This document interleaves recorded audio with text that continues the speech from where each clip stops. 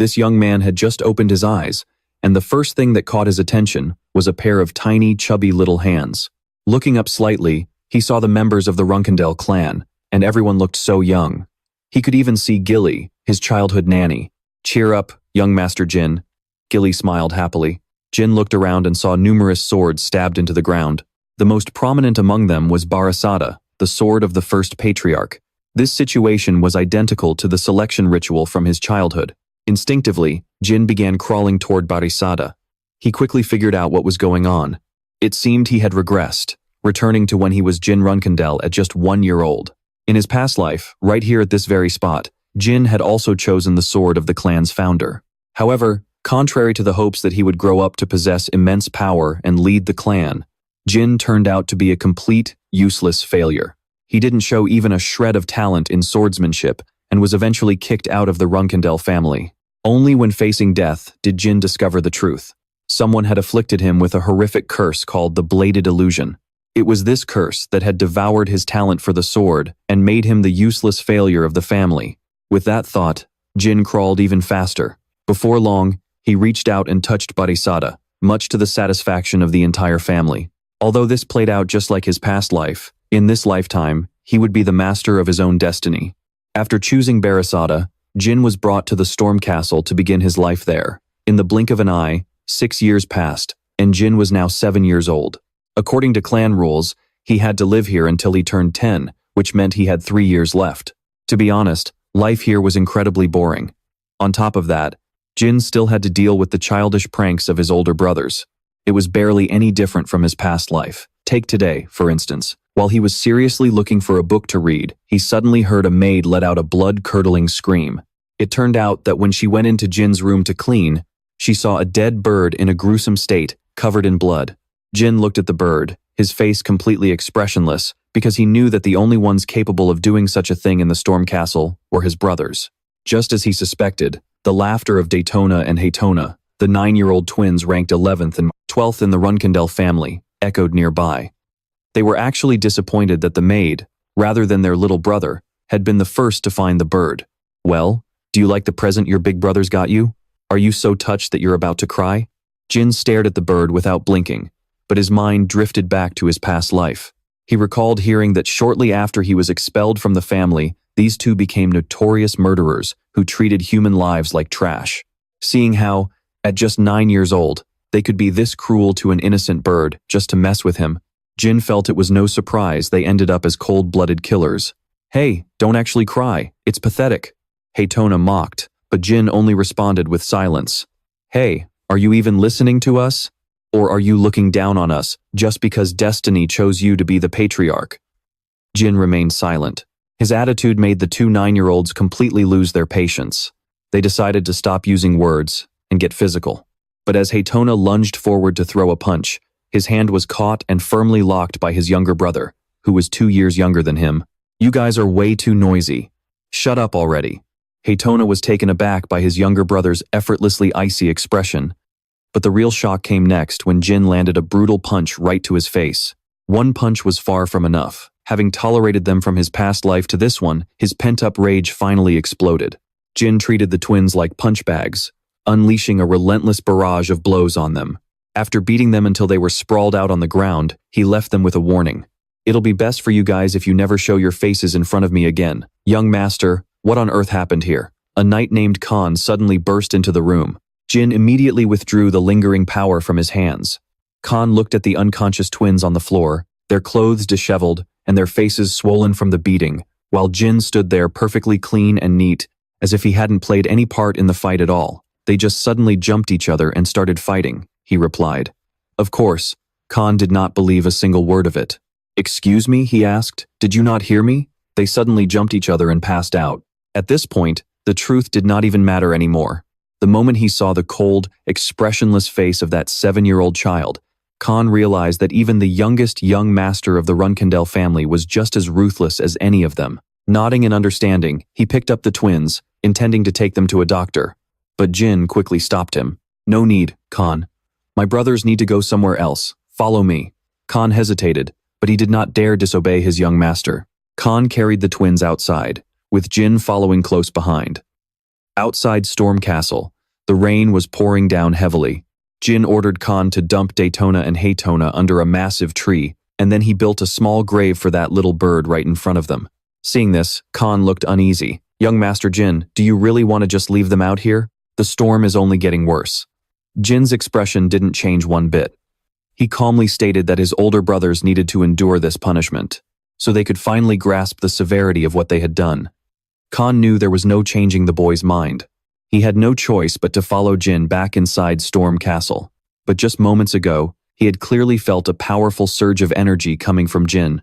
Khan was certain it wasn't aura. Could it be mana? If so, Khan thought, then this was no longer a simple matter.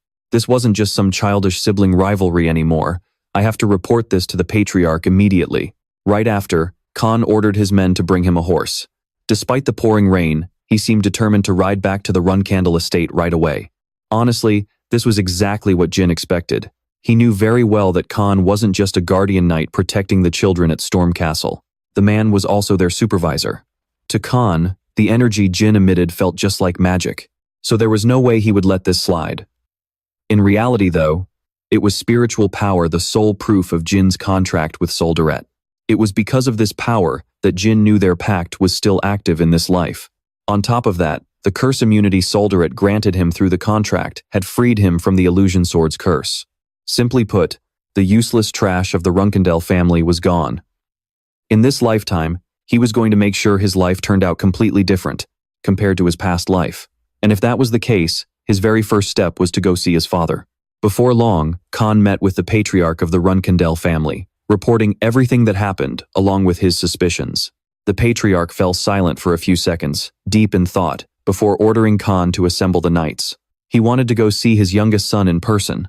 Shortly after, the older Runcandel children who served in the vanguard gathered, 7 of them in total, leading 200 knights under their command. "Well then, let's head to Storm Castle," the Runcandel patriarch declared grandly. The real gravity of the situation lay in the fact that his words were actually an emergency mobilization order. Because of this, each of his older children harbored different feelings about the sudden call. "Do you know anything about this, Brother Diffus?" "I just asked Luna, but I bet she has absolutely no clue either." "How annoying. I was right in the middle of hunting down some wizards when I got summoned back like this," Mary Runcandel complained. She was the 7th child of the Runcandel family. The Tona twins are leaving Storm Castle next year, so maybe father is going for that. Or perhaps he wants to meet our youngest brother. Diffus calmly replied. He was the 4th child in the family. The youngest? Ah, right. During his first birthday selection ceremony, that kid chose the founder's sword. How could I forget about that? But would father really return just for that?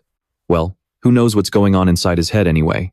They kept bickering back and forth until Luna Runcandel, the eldest of the family, signaled them to be quiet. Mary didn't dare say another word, but she kept staring at her father's back, filled with questions. She couldn't understand why he would travel all the way to Storm Castle just to see Jin. Could that kid really be that extraordinary? Jin wasn't surprised at all by his father's sudden arrival. So while a surprised and excited Gilly fussed over adjusting his clothes, he remained completely calm.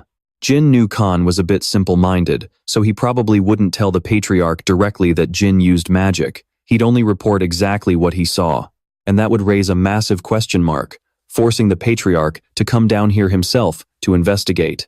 He wanted to see what kind of power his youngest son possessed, besides swordsmanship and aura, and to find out if that power or Jin himself could be a valuable asset to the future of the clan.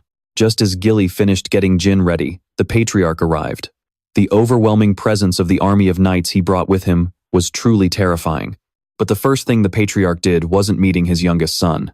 Instead, he ordered his men to bring the twins, Daytona and Haytona, before him. Daytona, Haytona, I hear you two got into a fight with Jin. Tell me, what did you do wrong?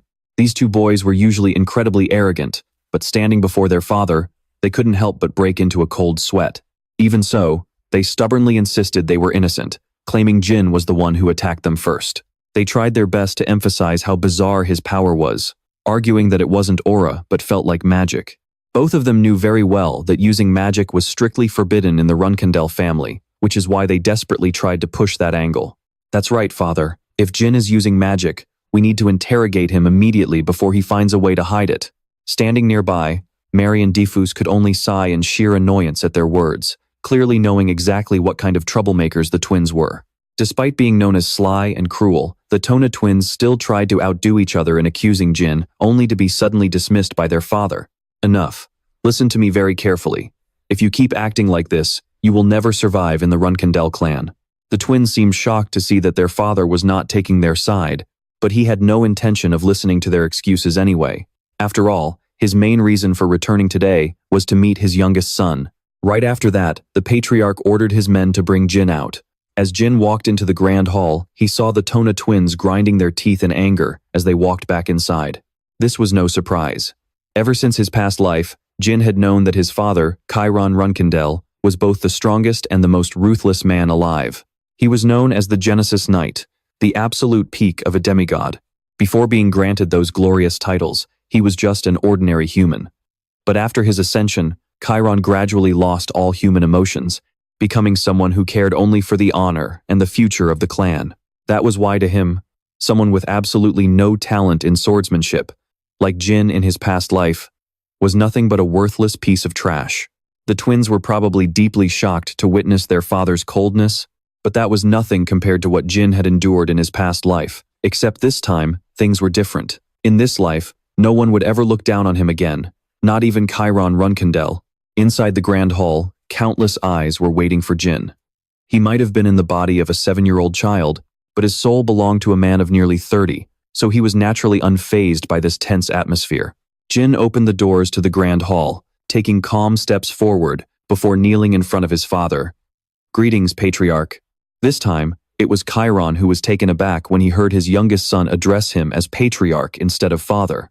"Since my siblings, many guardians, and over 100 clan members are present today, I assumed your visit was strictly for official business. I believed addressing you as Patriarch would be more appropriate," Jin explained. Hearing such a response from a 7-year-old child left everyone in shock. Chiron was highly impressed, though he kept his expression completely blank. "But today, I came here for a different purpose, so you may call me father. Now, let me ask you the same question I asked your siblings. Where do you think you went wrong?" Jin clenched his hands into fists. Then, in front of over 200 people in the grand hall, he declared loud and clear that he did it simply because he wanted revenge. Watching this spectacular scene unfold, Mary couldn't help but smirk. She felt that her youngest brother was actually quite formidable. "Father, as Runcandels, we return kindness with kindness and vengeance with vengeance. An eye for an eye," Jin said. His response left Chiron silent for about 5 seconds. After that, he ordered everyone to leave, keeping only his youngest son in the room. The knights exchanged puzzled glances, silently wondering if the youngest young master had already passed the Patriarch's test. No one dared to guess Chiron's thoughts, but they all felt that the way Jin had just stood his ground against his father was truly impressive. Once they were the only two left in the grand hall, Chiron spoke. "I dismissed the others because I have a private question for you. The Tona twins told me that you possess an unusual power. Our Runcandel clan strictly forbids the use of magic, for once you touch it, you can never reach the peak of swordsmanship. So, what power did you use?" Chiron did not hesitate to threaten Jin, making it clear that if he had indeed dabbled in magic, he would not let it slide. But Jin knew he would be fine. In fact, once his father learned about this power, he wouldn't be able to turn a blind eye to it. And so, right in front of Chiron, Jin manifested the power that Soldaret had bestowed upon him through their contract. "Father, I do not know what it is myself. I am not sure if it is magic or aura. If you do not mind, could you help me identify this power?" Chiron stared at the surging power in his son's palm, his eyes widening in spite of himself, because he recognized it instantly, knowing it was the power belonging to the founder of the Runcandel clan. Seeing the dark power overflowing from his youngest son, along with the fact that Jin had chosen the sword Barasada when he was only 1 year old, Jin Runcandel couldn't help but wonder. Did this truly mean the boy was destined to become the next patriarch of the clan? Seeing Chiron lost in thought, Jin spoke in a low voice to remind him, "Father, my power belongs to the shadow god, Soldaret." "It is indeed Soldaret," Chiron replied. Although Jin knew his power was granted by Soldaret, this was the first time he learned that the entity held the title of the shadow god. According to his father, many years ago, Soldaret had formed a contract with the founder of the Runcandel clan, Lord Temar, and had stood by the family ever since. However, because Temar passed away shortly after, Solderette had never appeared in the Runcandel clan again. As a descendant of a later generation, Chiron did not know the reason behind this, but he could feel that Solderette was now attempting to reconnect with the Runcandel clan once again. This time, through Jin. "Father, I am curious about one thing," Jin asked shyly. "Is that God stronger than you?" Chiron hesitated for a moment before admitting that he did not know, as he had never fought a god. Hearing this answer, a wry smile crept onto Jin's face. Never fought a god? That is easily the most arrogant answer I have ever heard. But then, out of nowhere, Chiron reached out and patted Jin's head, leaving him completely baffled. "My child, that was an excellent question. Thanks to your innocent question, I have found a fantastic topic of conversation. Coming to visit you today was definitely the right call." Then, Chiron turned the tables, asking Jin how he planned to use Solderette's shadow energy. Naturally, having already lived a full lifetime, Jin knew exactly how to answer this question wisely. So, he claimed he wanted to use that power for the good of the clan. He thought his father would be thrilled with this answer. But instead, Chiron suddenly burst out laughing. "Aha! What a ridiculous lie. You beat your brothers to a pulp and threw them into the storm, and yet you say you will use this power for the family? Now, tell me the truth." As expected, Chiron was not going to let this slide easily. Clenching his fists, Jin felt a wave of tension, but he spoke up firmly. "I want to use this power for myself." His face was young but dead serious, and his voice carried a sharp edge of conviction. Chiron stared intensely at his son with eyes as sharp as a hawk, studying him for what felt like forever, before replying, "All right, I like that answer. From this day on, I will be keeping a very close eye on you." And with that, Chiron walked right out. Only when he was absolutely sure he was alone in the grand hall did Jin finally let out a deep sigh of relief. Standing before his father was incredibly nerve-wracking, but he figured he had made it past the first hurdle in one piece. Not only did he get permission to use the shadow energy as he pleased, but he also managed to set his father's expectations sky high. This was way better than anything Jin could have hoped for. In his past life, Chiron would not even look his way after realizing he had zero talent for swordsmanship. As the night went on, the rain poured down harder. Before the knights departed, Mary lingered behind to hand Jin a package, calling it a special gift just for him. "Hey little bro, cook this up, chew it thoroughly, and get strong as fast as you can, got it?" With that advice and a mischievous smirk, Mary turned on her heel and left with her aide. Back inside the storm castle, Jin and Gilly opened Mary's gift box. To their utter shock, a glowing red phoenix heart sat inside. Jin had not seen this coming at all. Giving a phoenix heart to a 7-year-old kid was a level of pure insanity that only Mary could pull off. Mary Runcandel, Jin's 7th eldest sibling, was a 6-star, but she also had another nickname that very few people knew about, the Madwoman of the South. The battle maniac sister's motive for giving Jin the phoenix heart was pretty obvious. She wanted him to grow strong quickly so he could be a worthy opponent for her. If he consumed this at such a young age, not only would he gain fire resistance, but it would also act as an elixir that constantly boosts his strength as he grows. And come to think of it, this item was also incredibly useful, since a 6-star magician needed it to safely summon a phoenix. Jin was still planning on secretly practicing magic, and he hoped that in this lifetime, he would be able to summon a phoenix. Before long, Gilly brought in a bowl of hot soup made from the phoenix heart. She had looked frantic earlier, but once she calmed down, she realized Lady Mary had given her young master an absolute treasure. Jin was about to dig into his dinner, but the Tona twins' hungry stares made it impossible to swallow a single bite.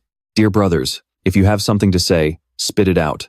Daytona and Haytona looked embarrassed, but they figured throwing away their pride was a small price to pay for a taste of a phoenix heart.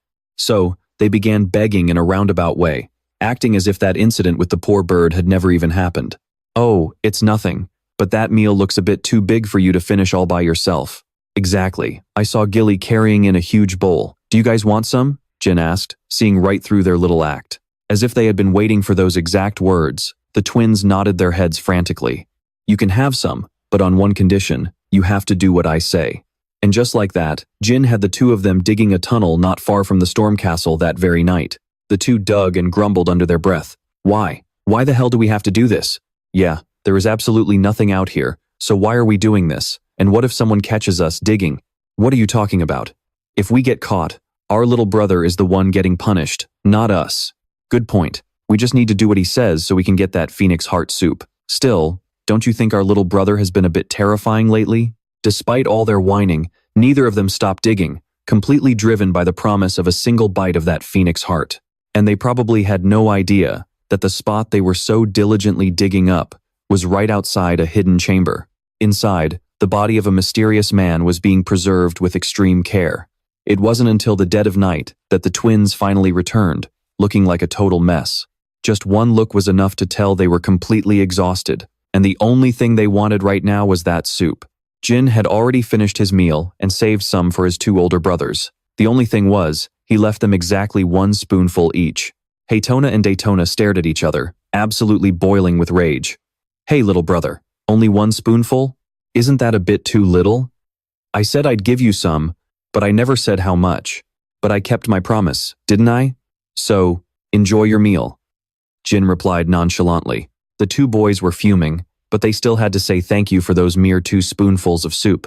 As for Jin, he had achieved his goal after using the two of them as practically free labor. The rain was still pouring heavily. Jin threw on his cloak and walked over to the tunnel his two older brothers had just dug. It seemed the phoenix heart soup was truly irresistible. He had thought they would do a sloppy job, but they actually did a pretty good job. The cave entrance was right in front of him, and with this thickness, even a 1-star magic spell would be enough to blast it open. Jin looked left and right to make sure no one was tailing him. He used to feel so helpless because even though the mana in his body kept growing, he couldn't do anything with it. Today, he finally got the chance to release some of it. Jin's surging magic instantly shattered the cave entrance. A massive door appeared before him. That was the entrance to the Runcandel family's secret chamber. He never had the chance to enter this place in his past life, so standing in front of this door, Jin felt a little nervous. Opening the door required a password. Jin recalled his memories from his past life, took a deep breath, and spoke. "The child of Runcandel has come to control Murakan." With a loud rumble, the massive gate slowly moved and opened before Jin. The Runcandel's secret chamber was where the clan kept the secret manuals of families they had defeated over thousands of years. The inside was massive. Originally, only the family's vanguard, consisting of the adult Runcandel children with outstanding swordsmanship, were allowed to enter. Jin didn't have that privilege in his past life, but one of his older brothers had revealed quite a bit about this room. His brother had assumed Jin could never enter anyway, yet now that knowledge had become the key that allowed him to sneak in even though he was still underage. Once inside, the first thing that caught Jin's eye was a mysterious man kept inside a giant glass tube. As he got closer, he could see that the man's face was covered in tiny black scales. This made Jin wonder if the man was even human, and why such a creature existed in the Runcandel secret chamber. But then, Jin suddenly remembered the password to enter this room. The child of Runcandel has come to control Murakan. A thought flashed through Jin's mind. Don't tell me this is the Black Dragon Murakan? Word has it that the Black Dragon Murakan was defeated by the first patriarch of the Runcandel clan and fell into a deep sleep. But Jin had never believed the rumors were true. After staring at him for a long time, he realized now wasn't the time to focus on him. So, he turned back to his main objective, finding the secret manuals. Jin had no idea that the moment he turned away, the Black Dragon Murakan's fingers twitched slightly. Finally, he entered the room filled with the secret manuals of all kinds of clans. First, he searched for the Ken clan since they were also a family of swordsmen. But after reading for a bit, Jin felt that this was much harder than 3-star magic theory. He wanted to take it back to study slowly, but doing that would make it too easy to get caught. So, Jin pulled out a blank notebook he had prepared beforehand and decided to copy down a portion of the secret manuals every time he visited. For the next few days, Jin secretly went back and forth between the storm castle and the secret chamber. Until one day, while he was copying a secret manual, he heard footsteps coming from behind him. Jin bolted upright, filled with anxiety. He thought someone had discovered that he was entering and leaving the secret chamber, and as he opened the door slightly to peek outside, a pair of glowing eyes and a towering figure appearing behind the gap scared Jin half to death. "Hey, kid, who are you?" Jin was so tense he forgot to breathe. The Black Dragon Murakan had actually awakened. In his past life, he had never heard of Murakan's awakening, so, in this situation, he had no idea how to react. Even though he was terrified, Jin forced himself to calm down. After all, Murakan was the guardian dragon of the Runcandel clan, so Jin figured he might let him go if he showed respect and acted like a mere child. The child of Runcandel greets the clan's guardian. Jin spoke, his voice trembling slightly. Then, he could even hear Murakan grinding his teeth. "How dare you call me a guardian? You just called me your clan's guardian. How dare you treat me like a measly guardian? You damn Runcandel brat. How dare you talk about me like that? And I can't even take my anger out on a mere kid like you, but you're driving me insane. Murakan's voice pierced Jin's eardrums. It seemed that treating the black dragon Murakan as a watchdog insulted his pride. After shouting and cursing for a while, Murakan was so exhausted he squatted down and huffed. This is so annoying. Seriously, it has been so long since I smelled something this sweet, and yet all I find is a mere brat? With that, Murakan suddenly gets so close to Jin that the boy doesn't even dare to breathe. Why do you have the scent of shadow energy on you? Even though I have been asleep for 1,000 years, I still remember this smell. This unique shadow energy should only belong to a contractor like Temar. The Temar that Murakan just mentioned was none other than the founding ancestor of Jin's clan. Murakan's words sparked a sudden realization in Jin. Could his own shadow energy be the very reason this dragon woke up? Of course, Murakan would never expect a mere child like Jin to be able to form a contract with Soldaret. So, he began sniffing around the room like a bloodhound, trying to pinpoint exactly where that shadow energy was coming from. Jin felt a wave of tension. He hesitated to reveal himself because he still had no idea how Murakan felt about Soldaret's power. But after a brief hesitation, Jin decided to take a gamble.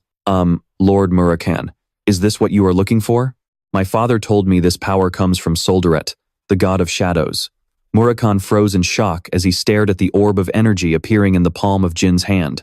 Then, his entire body began to tremble. Soldaret, are you kidding me? No, you can't be serious. Was that 1,000-year pact really for this little kid? Both Jin and Murakan fell into a deep silence. After what felt like forever, the dragon finally spoke. Hey, kid.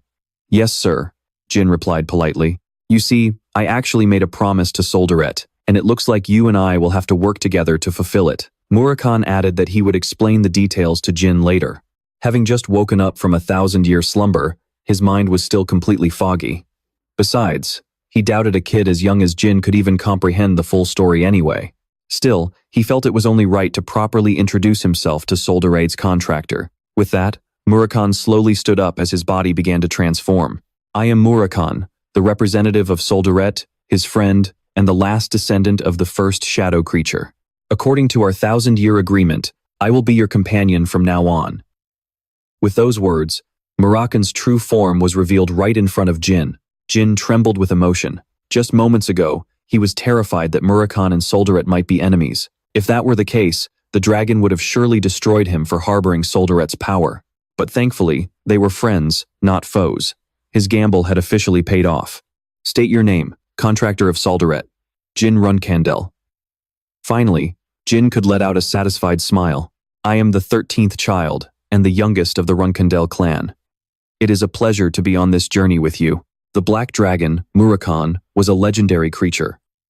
In fact, Mount Murakan, the sacred land of howling winds, was named after him. He had ruled over this region since ancient times. However, 1,000 years ago, Murakan was defeated in a battle against Temar Runcandel. History records that after the storm arena was destroyed, Murakan fell into a deep hibernation.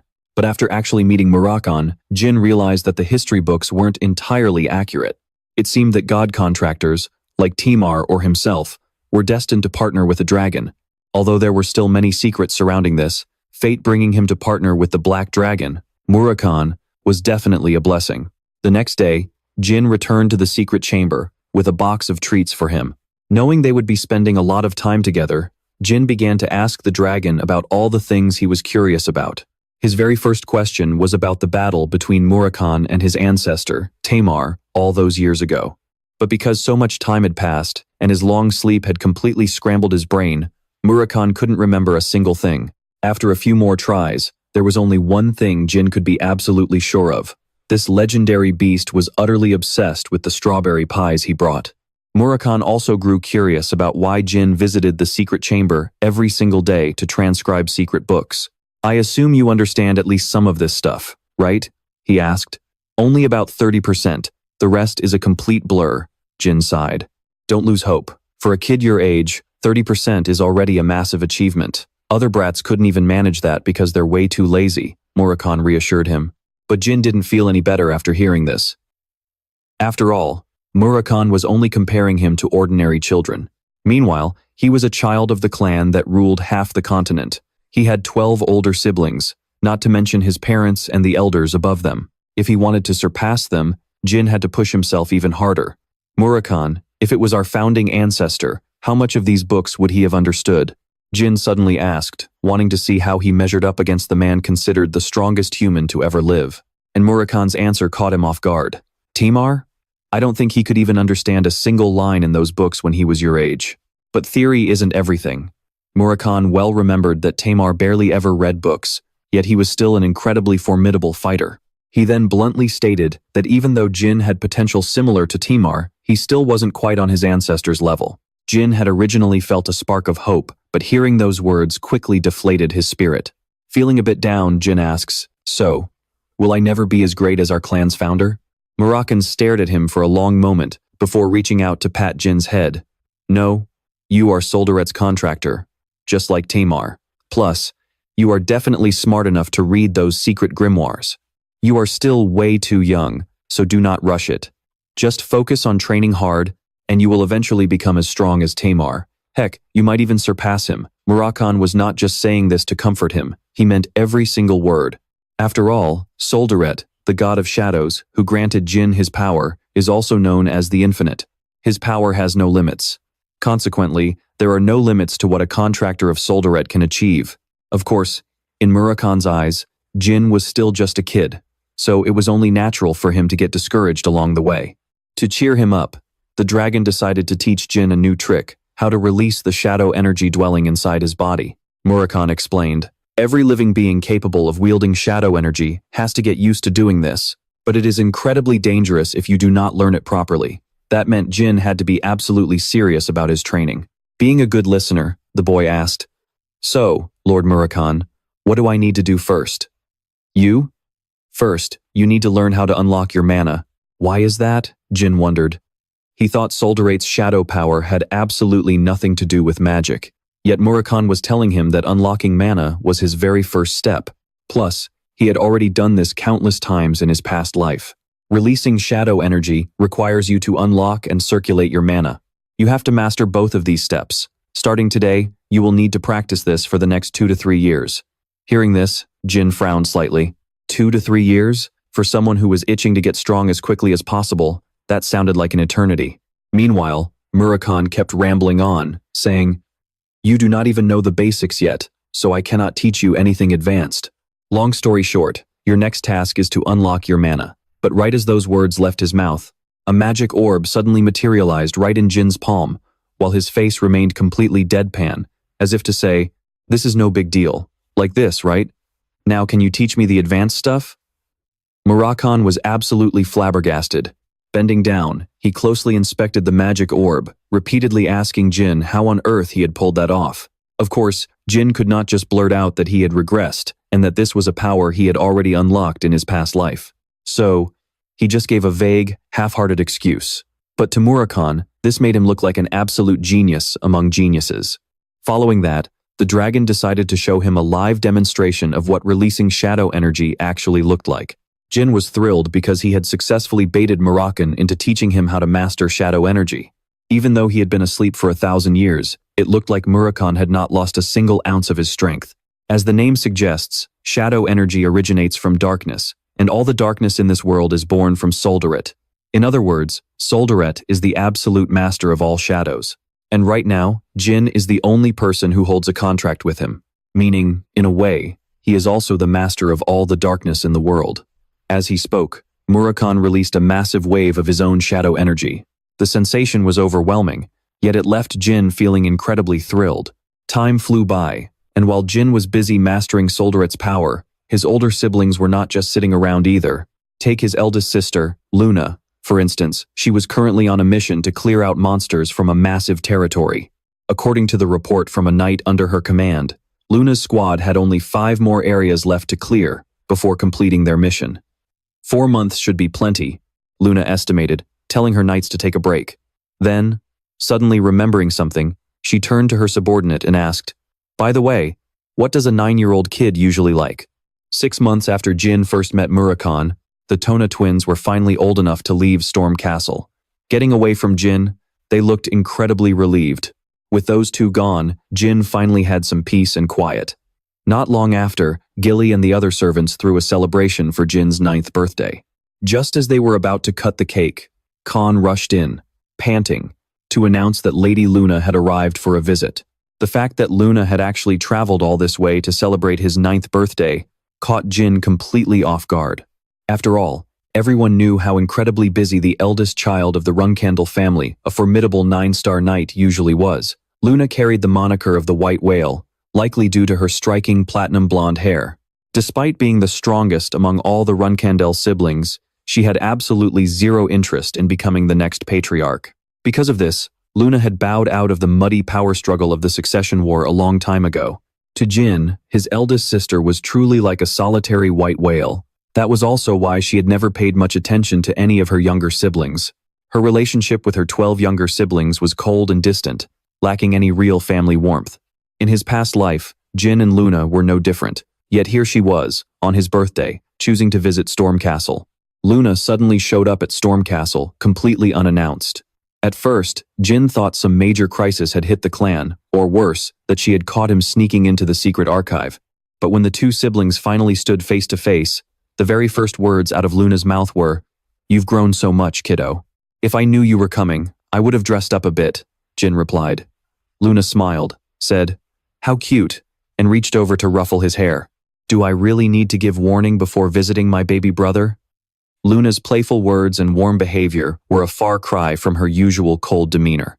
Her sudden change in attitude caught Jin completely off guard. Seeing his shocked expression, Luna mistook it for him, feeling unwell. She immediately asked, "Why do you look so pale? Are you sick?" "Oh no, not at all." Jin quickly shook his head. "Honestly, I'm just a bit nervous." This time, it was Luna's turn to be taken aback. In the Runcandel family, siblings were raised to always watch their backs and suspect one another.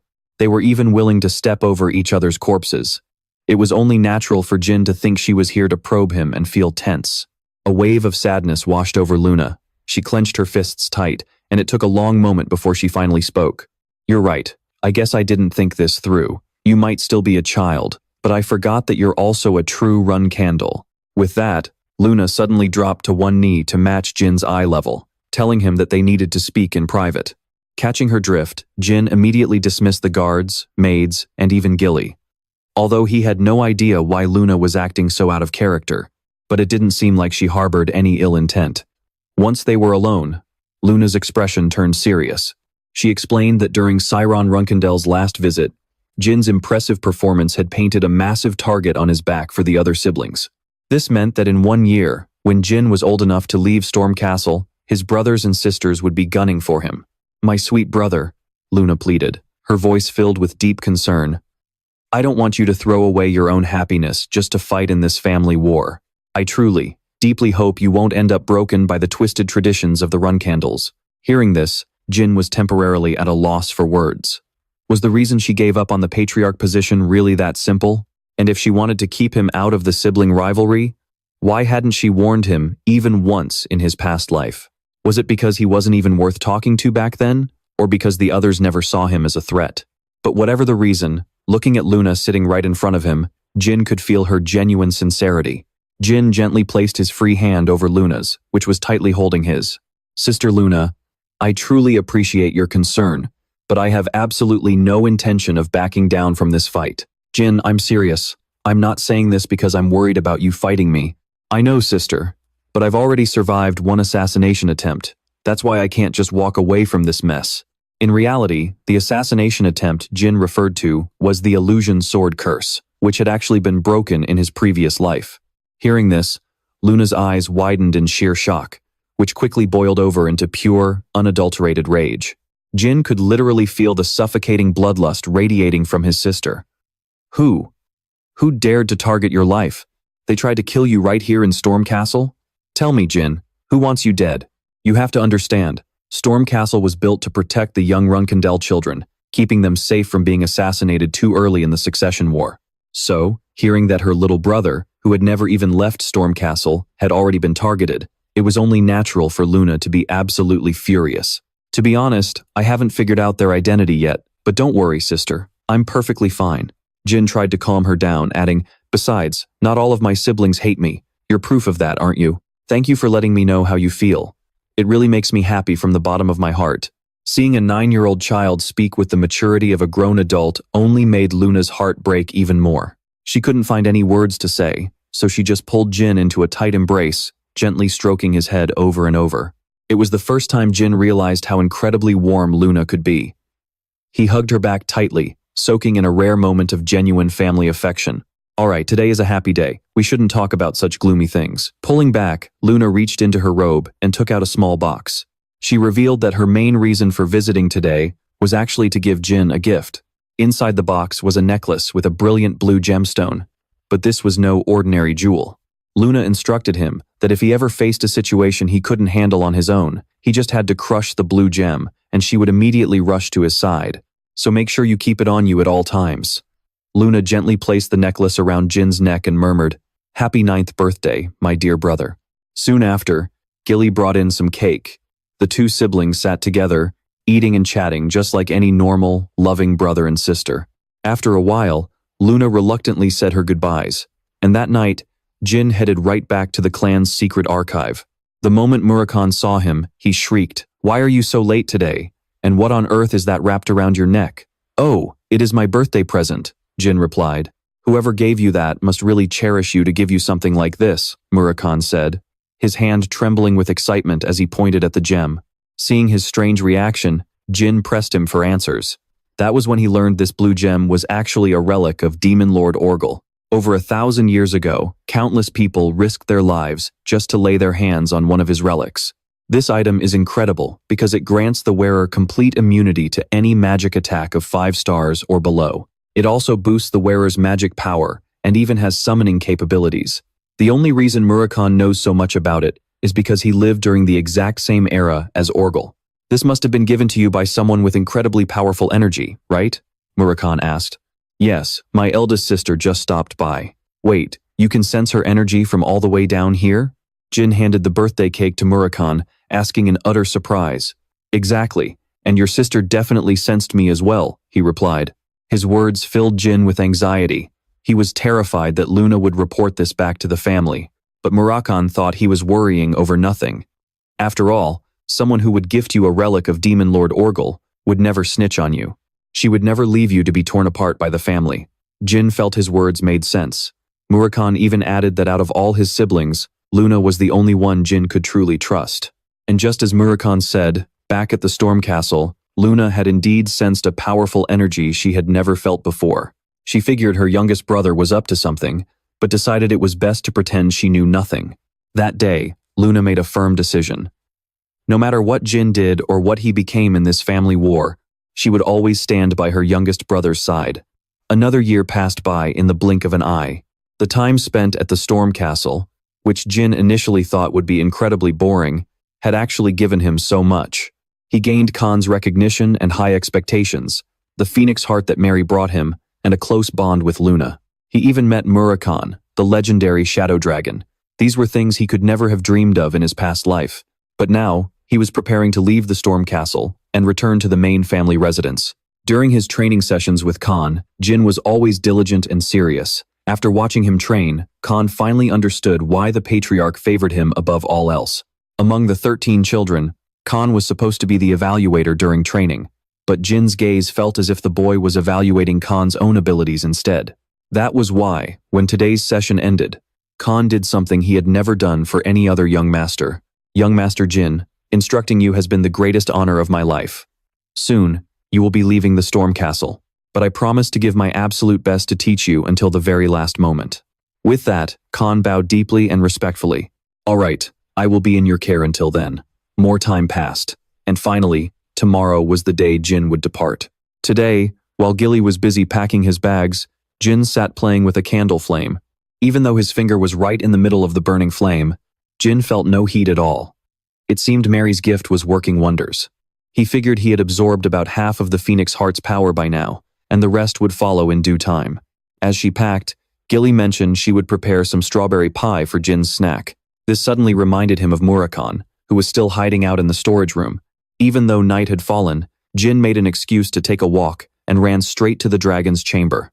Truth be told, Jin had already told Murakhan about his upcoming departure from the Storm Castle. The dragon seemed just as excited for the big day. "How do you plan on following me anyway?" Jin asked. Murakhan started boasting like a peacock, showing off its feathers. "Don't make such a big deal out of it. I am the legendary Black Dragon. Even if I have weakened, a simple task like this is nothing. I guarantee I can follow you without anyone noticing." "Wait, did you just say you became weaker? Why didn't you tell me something so important?" By now, Jin was comfortable enough to snap back at Murakhan instead of bowing submissively. "You brat, how could I be in perfect shape after sleeping for 1,000 years? Fortunately, his power could still recover. As for Jin, he would have to become even stronger than Murakhan, since the dragon was his guardian beast. So hurry up and become a magic swordsman as strong as Temar," Murakhan added. Come to think of it, Murakhan had mentioned that the Runcandels were originally a clan of magic swordsmen, not pure swordsmen like they are today. In his past life, Jin had also heard Soldaret mention this secret regarding his family's true heritage. His family was originally a clan of magic swordsmen, and the first patriarch, Temar Runcandel, was the most powerful figure in history. Nowadays, almost no one is aware of this truth. Murakhan also began explaining why the Runcandel family abandoned magic to pursue the pinnacle of pure swordsmanship. They're all bound by an oath sworn 1,000 years ago. Well, even though they know I'm the family's guardian, I'm pretty sure they'll be incredibly annoyed if I just show up.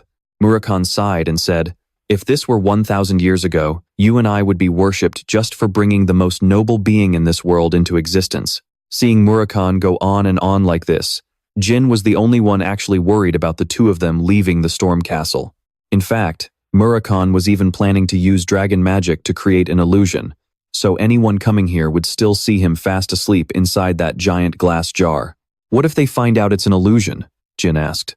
He was just checking to be sure, but it seemed to hurt the pride of this overly sensitive dragon. "Hey, I'm the Great Black Dragon, you know. Illusions like that are a piece of cake," so he told him not to worry. But since Murakhan hadn't fully recovered his strength, he wasn't entirely sure how long the illusion would last. He just promised to keep it up for as long as possible, so even if they eventually realized he was gone from the chamber, nobody would suspect Jin had anything to do with it. Hearing that, Jin finally felt a bit relieved. Now that the main business was taken care of, he pulled out a box of strawberry pies Murakhan loved, along with a bottle of strawberry wine he had brewed himself. Murakhan's eyes lit up instantly. "What on earth did you bring me, kid? Raising you was definitely worth it." Early the next morning, Gilly carefully put a coat on Jin and led him to the castle gates. Over the years, Gilly had watched Jin train tirelessly day in and day out, but things at the main castle would be far more brutal and chaotic, so she couldn't help but feel anxious. "Gilly, don't worry. I'll do my absolute best at the main castle," Jin reassured her. "Yes, and I will devote myself entirely to you." Just as they finished talking, their escort arrived. Guardian Knights Jerome and Hulls were tasked with bringing Jin safely back to the main castle, the Garden of Swords. And so, on October 30th, 1790, Jin finally left the Storm Castle for the Runcandel clan's main territory, officially stepping into a bloody, brutal family war. Not long after the carriage departed, a heavy blizzard began to fall. Gilly said the roads would probably be blocked by snow very soon, so they had to stop by a nearby village and wait it out. If the snow got too deep, they wouldn't be able to use the transfer gate. Right then, the carriage suddenly shook violently. Jerome and Holtz shouted that they were under ambush and told them to stay inside. Gilly immediately pulled Jin into a tight embrace, trying to calm him down. "Young master, don't worry. It's going to be fine. Jerome and Holtz are 7-star knights, and you have me too." Gilly estimated there were about 20 enemies out there, mostly mages and warriors, with a high chance of archers backing them up. And none of them seemed to have a power level exceeding 7-star. But when Jin looked out the carriage window and saw both knights completely absorbed in the fight, his face instantly paled. "Gilly, we need to get out of here right now." Gilly didn't quite get why Jin was reacting this way, but he had already noticed something deeply suspicious. Under no circumstances were Runcandel guardians allowed to neglect their duty of protecting the clan's bloodline. So no matter how many enemies there were, at least one of them should have stayed by Jin's side. Yet both of them had rushed off to fight, which meant either one of them had turned traitor, they were imposters, or worst of all, both of them were enemies.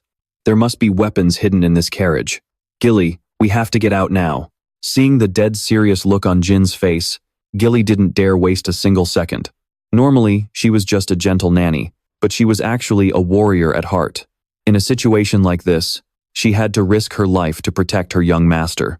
Two sharp, claw-like weapons slid out of her sleeves, and the look on Gilly's face shifted, completely stripping away her usual gentle demeanor. "I will protect you with my life, as a proud member of the Runcandel clan.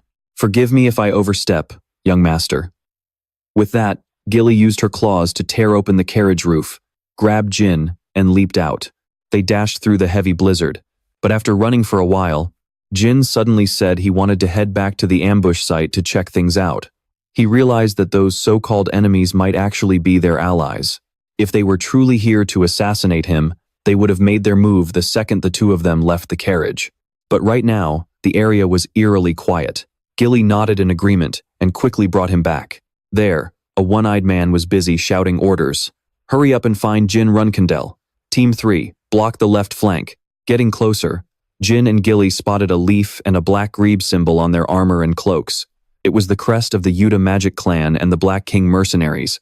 "We found Gilly McLaurin over there. Jin Runcandel is with her too." The one-eyed man instantly leaped down, blocking their path. He was Mirka, the vice-captain of the Black King mercenaries, who had been hired by the Runcandel clan to rescue the young master. As for the two claiming to be Jerome and Hulse, they were exposed as imposters the moment the Black King mercenaries arrived under the Runcandel clan's orders to rescue their young master. Their cover was completely blown. After all, if they were actually 7-star guardian knights of the Runcandel clan, there was no way they would be struggling this miserably against these guys. "Who on earth are you people? What are you actually after?" Gilly shouted. That guy Jerome just burst into laughter and mocked them. Who in their right mind would waste time answering a bunch of Runcandel dogs? Even though Mirka and his men could definitely handle the situation, their young master, Jin Runcandel, was right there. Naturally, his word was the only one that truly mattered. Jin Runcandel didn't show a single ounce of mercy. He ordered Gilly to kill one of them to clear some space, and to chop off the other's arms before dragging him over. It was like a battle switch had just been flipped inside Gilly. Charging at Jerome like an emissary of death, she took him down in just 2 effortless strikes. The other assassin, Hulse, turned pale with fear when he saw that a Runcandel nanny was far more terrifying than any seasoned warrior. Before he could even react, Gilly ruthlessly sliced off both of his arms without hesitation. Losing both of his arms, Hulse instantly lost his balance and fell flat on his back in the snow. Gilly grabbed him by the hair and dragged him toward Jin, saying, "It looks like your master seriously underestimated his opponent. To even become a servant of the Runcandel clan, you have to be at least a 7-star warrior," Jin sneered. "So if you want to try assassinating a Runcandel child next time, you should at least be an 8-star warrior." "Cut the crap. This is just the beginning. The end of your precious Runcandel clan is coming," Hulse screamed in fury. "Ha, I'd actually like to see that. I don't care much for the Runcandel Empire anyway. The only empire I care about is the Jin Runcandel Empire." As he said those words, his eyes grew so incredibly cold and menacing that even Mirka couldn't help but shudder.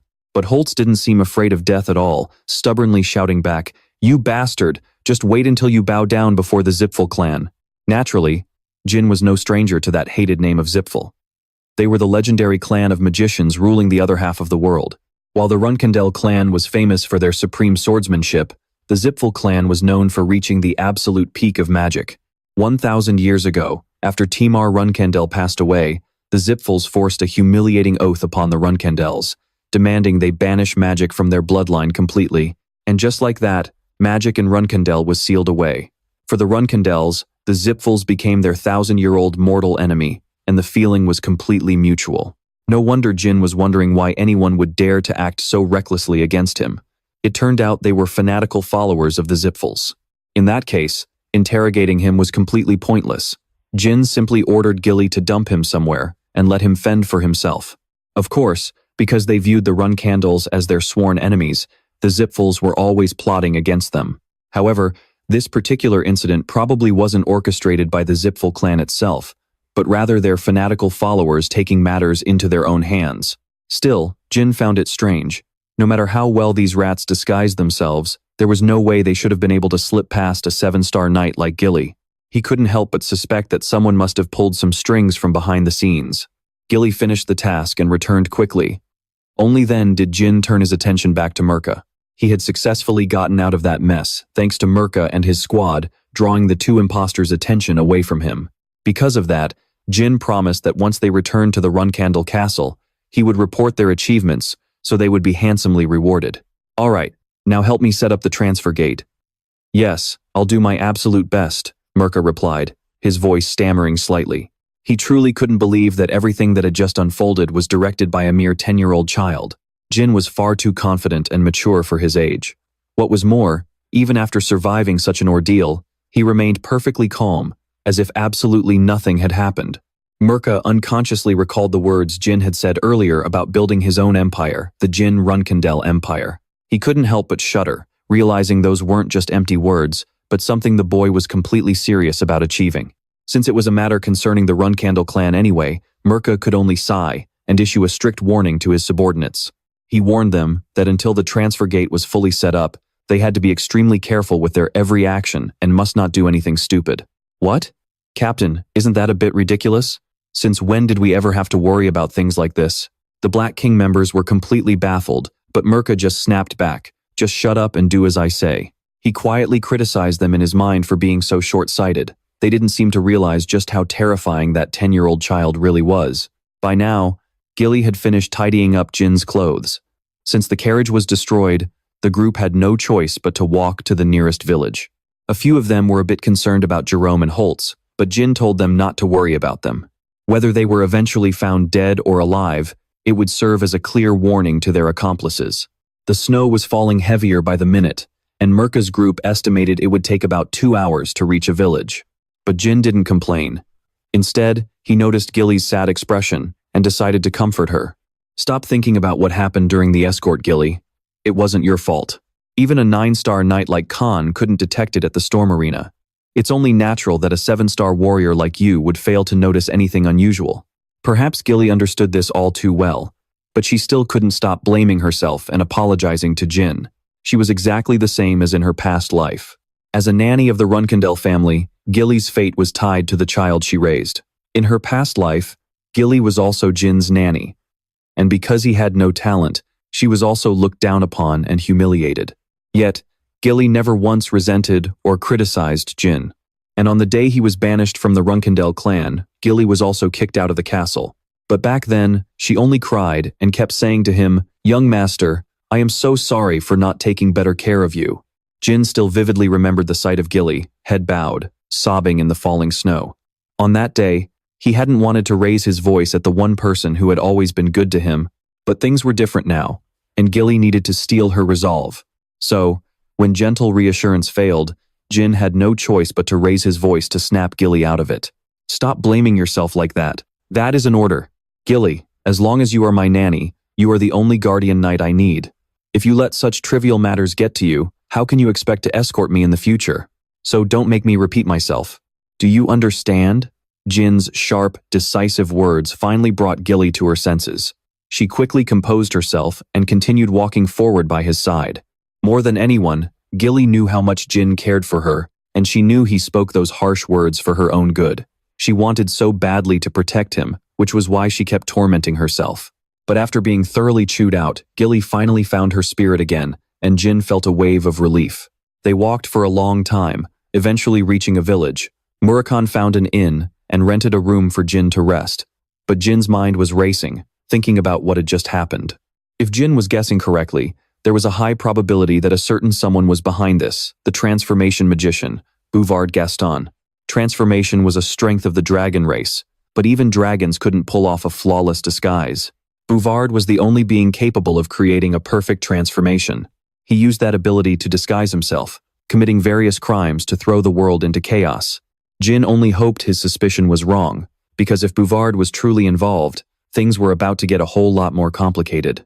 In his past life, when Jin turned 20, Vermont's Special Task Force finally captured Bouvard. If he could turn the man into an ally now, it would be incredibly useful.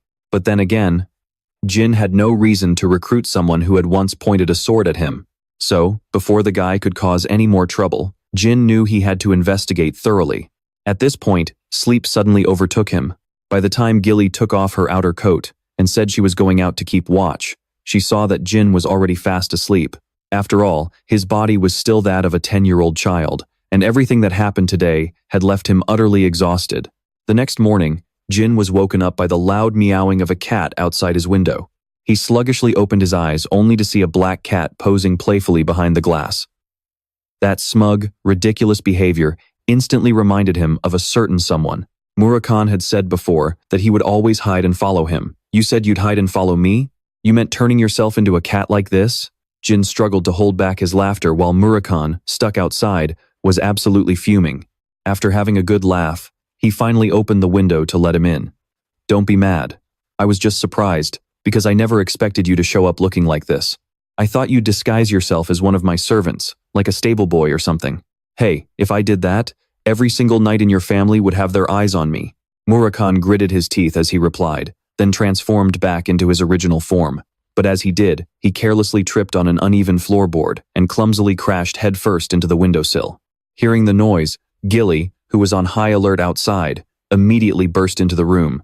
The silly black dragon didn't have time to run or turn back into a cat, leaving him completely exposed right in front of Gilly. You! Who the hell are you to follow my young master? Her terrifying demon mode immediately switched on. Gilly fiercely lunged forward, pinning Murakhan to the ground and interrogating him. Spit it out. Who are you, before I send you to the afterlife? Gilly, wait. This guy is Jin, rushed over to intervene, but before he could even fabricate a suitable cover story, Murakhan bolted right up at the sound of her name. Gilly? This is Gilly? Oh, my sweet little strawberry pie, I finally get to meet you. As it turned out, the 1,000-year-old black dragon had a surprisingly cute obsession with strawberry pies. So, during the 2 years they had known each other, Jin had brought him countless pies and occasionally bragged that they were handmade by his nanny, Gilly. And so, Murakhan had been desperately looking forward to meeting her in person. Faced with that ridiculous sight, Jin could only pinch the bridge of his nose and sigh. Oh great, this is a total mess. Jin gestured toward Murakhan, who had messy hair and was standing with his arms crossed, wearing an arrogant smirk, to introduce him. First, this is the guardian of the Runcandel clan, the Black Dragon Murakhan. Then he turned and pointed toward the flustered Gilly. And this is... But before Jin could even finish, Murakhan impatiently interrupted. I know who she is. She's my precious strawberry pie, right? Gilly anxiously bowed over and over, quickly apologizing. This humble servant of the Runcandel clan begs forgiveness for my rudeness to the guardian deity. Please forgive me. But he spread his arms wide and laughed heartily, speaking with casual warmth. Don't worry, my little strawberry pie. I gladly forgive you. Gilly raised her hand in pure confusion, asking, Lord Murakhan, may I ask why you keep calling me strawberry pie? He replied proudly, because you're wonderful, beautiful, and you make the absolute perfect strawberry pie.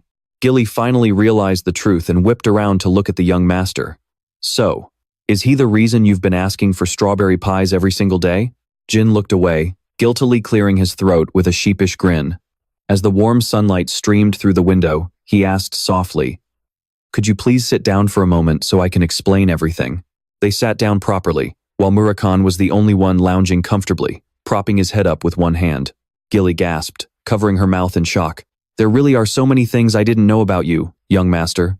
Jin said apologetically, I'm sorry for lying to you. But to his surprise, Gilly wasn't upset at all. No, I have always known that your talent is extraordinary, young master. Still, Gilly looked at the duo in front of her, one giant and one child, in complete bewilderment. First it was magic, then becoming Solderit's contractor, and now, a legendary dragon. Murakhan even let out a playful laugh, conjuring a miniature dragon on his fingertip. Gilly's eyes lit up, and with an enthusiastic spark, she clasped her hands together. As your maid, I am just incredibly surprised and genuinely happy for you. After that, she turned to listen closely to Jin's instructions. Either way, you're in the same boat as us now. The clan must never find out the truth that Murakhan has awakened, and my connection to him, at least for now. You understand, right? Gilly replied immediately. Yes, young master, I understand perfectly. Murakhan rudely popped up in front of her, grinning from ear to ear as he said, no need to worry, strawberry pie. After all, I'll always be right here by the kid's side. She quickly thanked him. Thank you for your kindness, Lord Murakhan. But then, Gilly suddenly remembered the loud thud from when he face-planted into the wall earlier. By the way, is your face all right after that loud crash right before you transformed? Jin immediately face-palmed Murakhan, grumbling.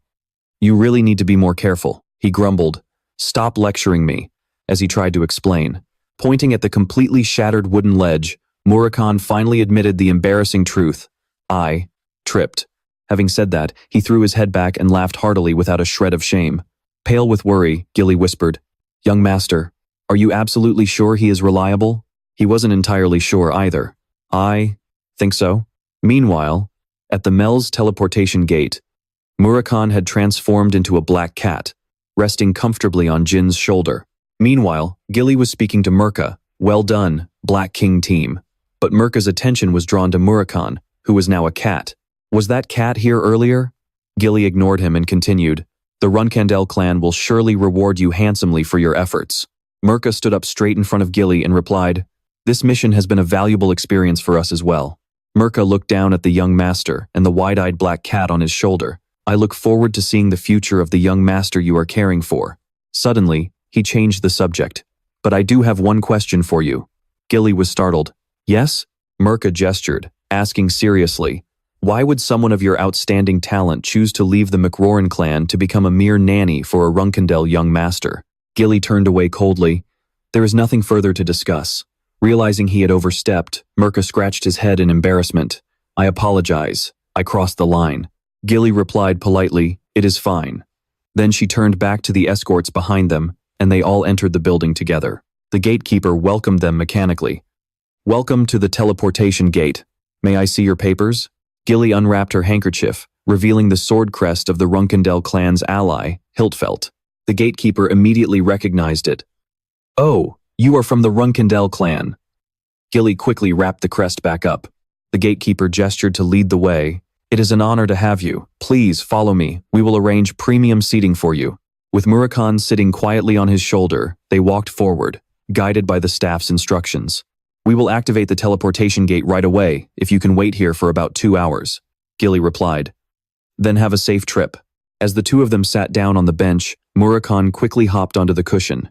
Gilly suddenly called out, "Young master," and Jin looked up in confusion. Murakhan curled up on Gilly's lap, sleeping soundly. Gilly frowned anxiously. "Honestly, as your servant, I'm deeply worried. If Murakhan is exposed, we won't be able to handle it." Jin understood immediately. "You're talking about my magic." Gilly's voice carried clear worry. "Of course. No one in the Runcandel clan is supposed to do that." Jin smiled reassuringly. "Don't worry, I know. I'll make sure to keep it well hidden." Suddenly, the human and the cat startled and looked behind them. He narrowed his eyes to observe. A crest on a green coat immediately caught Jin's attention. Sporting the golden dragon emblem, Baradin Zipfel with his snow-white hair came into view, confidently marching in alongside his towering, imposing guards. Jin watched as Baradin Zipfel plopped himself down on the seat right across from them. He and Gilly could only stare in silence, while Jin covered half his face with a book to keep a close eye on him. "Who is this guy? He looks so familiar." Resting his chin on his hand, Baradin grumbled in an annoyed voice. "I really didn't feel like coming to the Mytel kingdom today." His next words made Gilly scowl in annoyance, though Jin managed to keep his cool. "I didn't expect to see such pesky rats here." But Murakhan suddenly leaped off his seat. He slinked over and sat obediently right under Baradin's chair, making the Zipfel heir squeal in delight. "Your cat is so cute." He smiled warmly and waved at Murakhan. "Come here, aren't you a good boy?" The cat took his sweet time walking over. But suddenly, Murakhan bared his claws, viciously scratching Baradin's hand. The guards cried out in panic. "Young master, this filthy beast." Surprisingly, Baradin didn't even get mad, gently calming his two bodyguards who were already drawing their swords. "Hey, it's fine, don't worry about it. It's just an animal, I must have startled it. Besides, drawing your swords in front of a Runcandel is utterly pointless." Baradin glanced back over with curiosity. He was quite surprised to see that neither of them had any extreme reaction. "I was just curious and wanted to provoke them a bit, but I didn't expect them to be so unfazed. I guess the youngest son of the Runcandel family is indeed incredibly calm." Murakhan strutted back and lazily plopped down on Jin's lap. Standing up and leaning forward, Baradin introduced himself. "I am Baradin Zipfel. I'd like to apologize for my discourteous behavior earlier." Jin silently studied Baradin Zipfel. In Jin's memory, this man was a legendary, larger-than-life figure who basked in the praise of the masses. A genius mage, the most likely successor to the Zipfel clan, and a role model for all young mages, someone who possessed both supreme skill and unmatched elegance. But right now, he was just a kid, smiling and reaching out his hand. Jin recalled how he once thought this guy would leave him far behind in terms of magical talent. Even though Jin didn't shake his hand, Baradin's cheerful smile didn't waver. Jin thought to himself, so that's how it was. I never expected to meet him when we were the exact same age. This is quite an amusing feeling. Jin closed his book and gently stroked his cat, completely ignoring Baradin's extended hand. I also wondered what kind of person you were. It's a relief to know you're not a complete idiot. Baradin asked awkwardly, what kind of impression did I give you? Though Jin wore a smile, his words carried a heavy threat. Even if you were just joking, if those guys had actually drawn their swords, you would have ended up wandering the Mytel kingdom completely unguarded, and you might have lost a few fingers in the process. Baradin chuckled nervously, finally pulling back his right hand that had been left hanging in the air. Even your jokes are incredibly violent. Jin's blue eyes flashed with cold ruthlessness as he growled, do you honestly think I'm joking? Baradin felt a chill of fear, but forced a nervous laugh. All right, let me give you some friendly advice, Baradin said, trying to ease the tension. If you ever meet another Zipfel or find yourself in a similar situation, don't make a rash decision to chop off their fingers. Otherwise, it'll only lead to a massive headache for both of our families. Jin scoffed mockingly. Good joke, Baradin. His incredibly calm response caught the Zipfel heir completely off guard. My father, Jin Runcandel, and your father, Keliark Zipfel, do you honestly think they would ever interfere in a petty children's squabble? Baradin's eyes widened in sheer surprise. He crossed his arms and burst into a hearty laugh. You're totally right. They'd probably just settle it with some gold coins or something. Hey, I actually learned something from you. I'll repay this debt as soon as I can. Jin shot him a sharp glare and demanded, don't wait. Pay me back right now. Eagerly leaning in, Baradin asked, of course, what do you want? But Jin's icy response left him utterly speechless. I'd be extremely grateful if you could just stay quiet until the teleportation gate activates and stop disturbing my rest. He became incredibly loud even in his silence, constantly fidgeting and making all kinds of faces. Jin, this guy is probably going to get insanely strong in a few years, won't he? Baradin sat right down on the floor, resting his chin on the table as he stared at Jin with sparkling eyes. If it weren't for his family, I'd definitely want to be his friend. His bodyguard, deeply embarrassed, quickly whispered, young master, your image, but Baradin only grew more thrilled as a sudden realization hit him. Wait a second. If he's a Runcandel, does that mean there's a chance we'll become sworn rivals? Man, I am so cool. The bodyguard pinched his nose and sighed in despair. Young master, please. Jin felt completely helpless under Baradin's sparkling, star-filled gaze. What an absolute pain. The scratch on his hand must be getting painful, yet he's still acting like an idiot. Is there something seriously wrong with the Zipfel clan? They're all completely out of their minds. Suddenly, an announcement over the speaker broke the bizarre atmosphere. Thank you for your patient wait. The gate on the ceiling began to glow with vibrant runes. A powerful surge of magic manifested in a diamond shape alongside a cold announcement. The teleportation gate will now temporarily open. Passengers may experience mild headaches or dizziness as a side effect. Please remain seated as we prepare to enter the gate. The blue magic slowly enveloped them. Baradin suddenly jumped up and shouted, Jin! Jin Runcandel! Even as they began to warp away, Baradin eagerly shouted, it was great meeting you, let's meet again. Jin coldly rejected him, turning his face away. I'd rather not, let's never meet again. Soon a towering castle and a flag bearing the Runcandel family crest came into view. The carriage rolled on without pause, with Gilly standing politely by Jin's side. As Jin stepped down from the carriage, a voice rang out to greet him. We have been waiting for you, young master. Pedro bowed respectfully. This is my first time welcoming you. I am the second butler, Pedro. Behind him, knights in iron armor stood in perfect formation. Sharp swords of all shapes and sizes were driven deep into the ground in the middle of the castle grounds. Pedro politely remarked, getting here must have been quite a difficult journey for you. A magnificent and splendid mansion gleamed under the bright sunlight. I warmly welcome you to the main Runcandel estate. The shining golden swords immediately caught their attention. He introduced the place to them. The Garden of Swords. Pedro explained, the Garden of Swords. Those who have dedicated themselves to the prosperity of Runcandel are honored by having their swords planted here.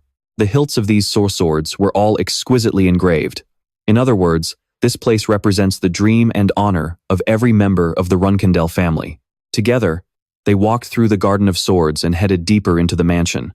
Jin thought to himself that before he died, it had once been his dream to plant his own sword right here. A memory of his past self, kneeling helplessly and weakly, flashed through his mind. Back then, he was weak and had absolutely no potential. A person with no leadership or wisdom, how could he have been foolish enough to think that hard work alone would change everything? Jin lifted his head high, his clear eyes filled with hope. This time, in this invaluable place, he was going to live a meaningful life. The windows and the Runcandel family crest shone brightly under the golden sunlight. Jin and Gilly had finally arrived. He calmly looked up at the people standing on the stairs. Black Panther Rosa, the matriarch of the Runcandel family, took the initiative to greet him. "It has been a while, my youngest," he replied. "Yes, mother." She was slightly surprised, her golden cat-like eyes widening as she stared at the cat in his arms. Chiron narrowed his eyes, looking thoughtfully at Murakhan. He asked Jin, "Did you pick up a stray animal?" He reached out to scratch the black cat's chin, making it look visibly pleased, and then politely replied, "I took it in, father."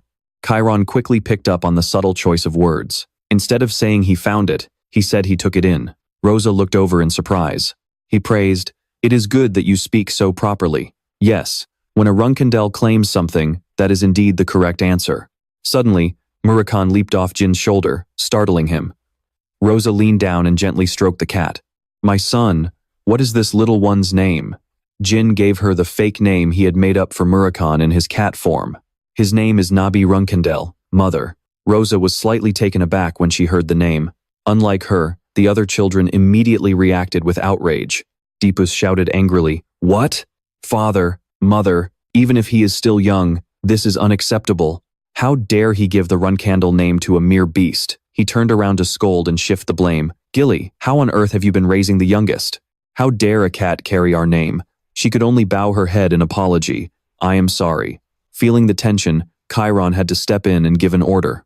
"Enough." He looked down at his youngest son and asked, "Why did you give the Runcandel name to this cat?" Jin respectfully placed his hand over his chest and answered firmly, "Because that way, I will take responsibility for him." He calmly explained, "He may just be an animal, but he is the first life I have taken in. Therefore, I believe his name should hold some weight." Chiron was taken aback by this answer. It was truly surprising. "But youngest, the weight of the name, Runcandel, do you truly understand it?" He picked the cat up, holding him tightly in his arms, his attitude and words radiating unwavering determination. "I understand it perfectly. If anyone insults Nabi, I will be the one to make them pay." Chiron tapped his cane gently as he said, "My youngest, it seems you have a knack for making enemies." Then Chiron turned to look at the sour expressions of his other children and remarked, "Just look at how your siblings are staring at you." Despite that, he simply held Murakhan calmly and confidently shot back. "It seems so. However, father, I also have a knack for destroying my enemies." He let out a satisfied smile, flashing his bright teeth, and spoke with deep implication. "All of you had better watch your backs if you plan on dealing with this insolent youngest of ours." With that, Chiron turned and walked away. Time flew by. 4 years later, in the early summer of 1794, a voice calling out young master echoed across the massive courtyard of the estate. Jin was now a tall, young teenager. Jin Runcandel, 14 years old, a 2-star knight, and a low-ranking cadet. Garen walked up and announced, "We will end the youngest master's training session here for today. Thank you for your hard work." Jin asked thoughtfully, "Are we only training this morning?" Putting his hands on his hips, he chuckled and said, "Doesn't Lady Luna have a training plan for you today?" "You must have forgotten. Garen Altamiro, a guardian knight of Runcandel, and a low-ranking instructor." Jin had no choice but to comply, putting his wooden sword back on the rack. "Right, that is true. I should go grab a bite to eat." Garen asked with a sigh, "Are you planning to eat with the other cadets today as well?" His nanny Gilly seemed quite disappointed. He sighed and reassured her, "It is fine. I just do not want to end up in a glaring contest with my siblings during lunch." He obliged, "I understand. I will let her know." Meanwhile, the other cadets were holding their food trays and lining up in an orderly fashion, receiving a variety of dishes from the counter. Suddenly, someone spoke up, causing Jin to turn and look in surprise. "Young master, I brought you some food," Bellup offered. Jin politely replied, "Thank you, Bellup." He smiled brightly as he handed the food to Jin. "It is nothing, young master." This was Bellup Schmitz, a low-class cadet of the Runcandel Guardian Knights. Jin kept his eyes fixed on the boy beside him, who was already stuffing his face and devouring his food. Belop Schmitz, 13 years old, a commoner. After their training session, Jin narrowed his eyes, recalling a memory from his past life. Back then, Belop had faced the threat of having his cadet status stripped and being expelled. Curious, Jin asked, "Is it really that good?" Startled, Belop looked up blankly and mumbled, "Yes, sir," though his cheeks were still completely stuffed with food. With his fork still in his mouth, Belop looked at Jin with pure adoration, speaking with a mouth-watering expression. "Of course, I am always so grateful to the Runcandel clan. Because of them, I get to eat this incredibly delicious meat. And I am also so grateful to you, young master, for always sharing your meat with me." Jin quickly cut off the rambling speech. All right. That is enough." "Stop," Jin asked Belop with curiosity. "You said the exact same thing yesterday. Did you memorize that?" Belop could only scratch his head and offer an embarrassed laugh. Jin suddenly grew serious and advised him, "Bell, you need to learn to carry yourself with more maturity. Honestly, babbling like that only makes other people look down on you." Belop stammered, Is that so?" With a firm and strict expression, Jin held up his spoon to demonstrate. "Exactly. Keep your back straight and show some confidence. Have pride that you are a cadet of the Runcandel Guardian Knights."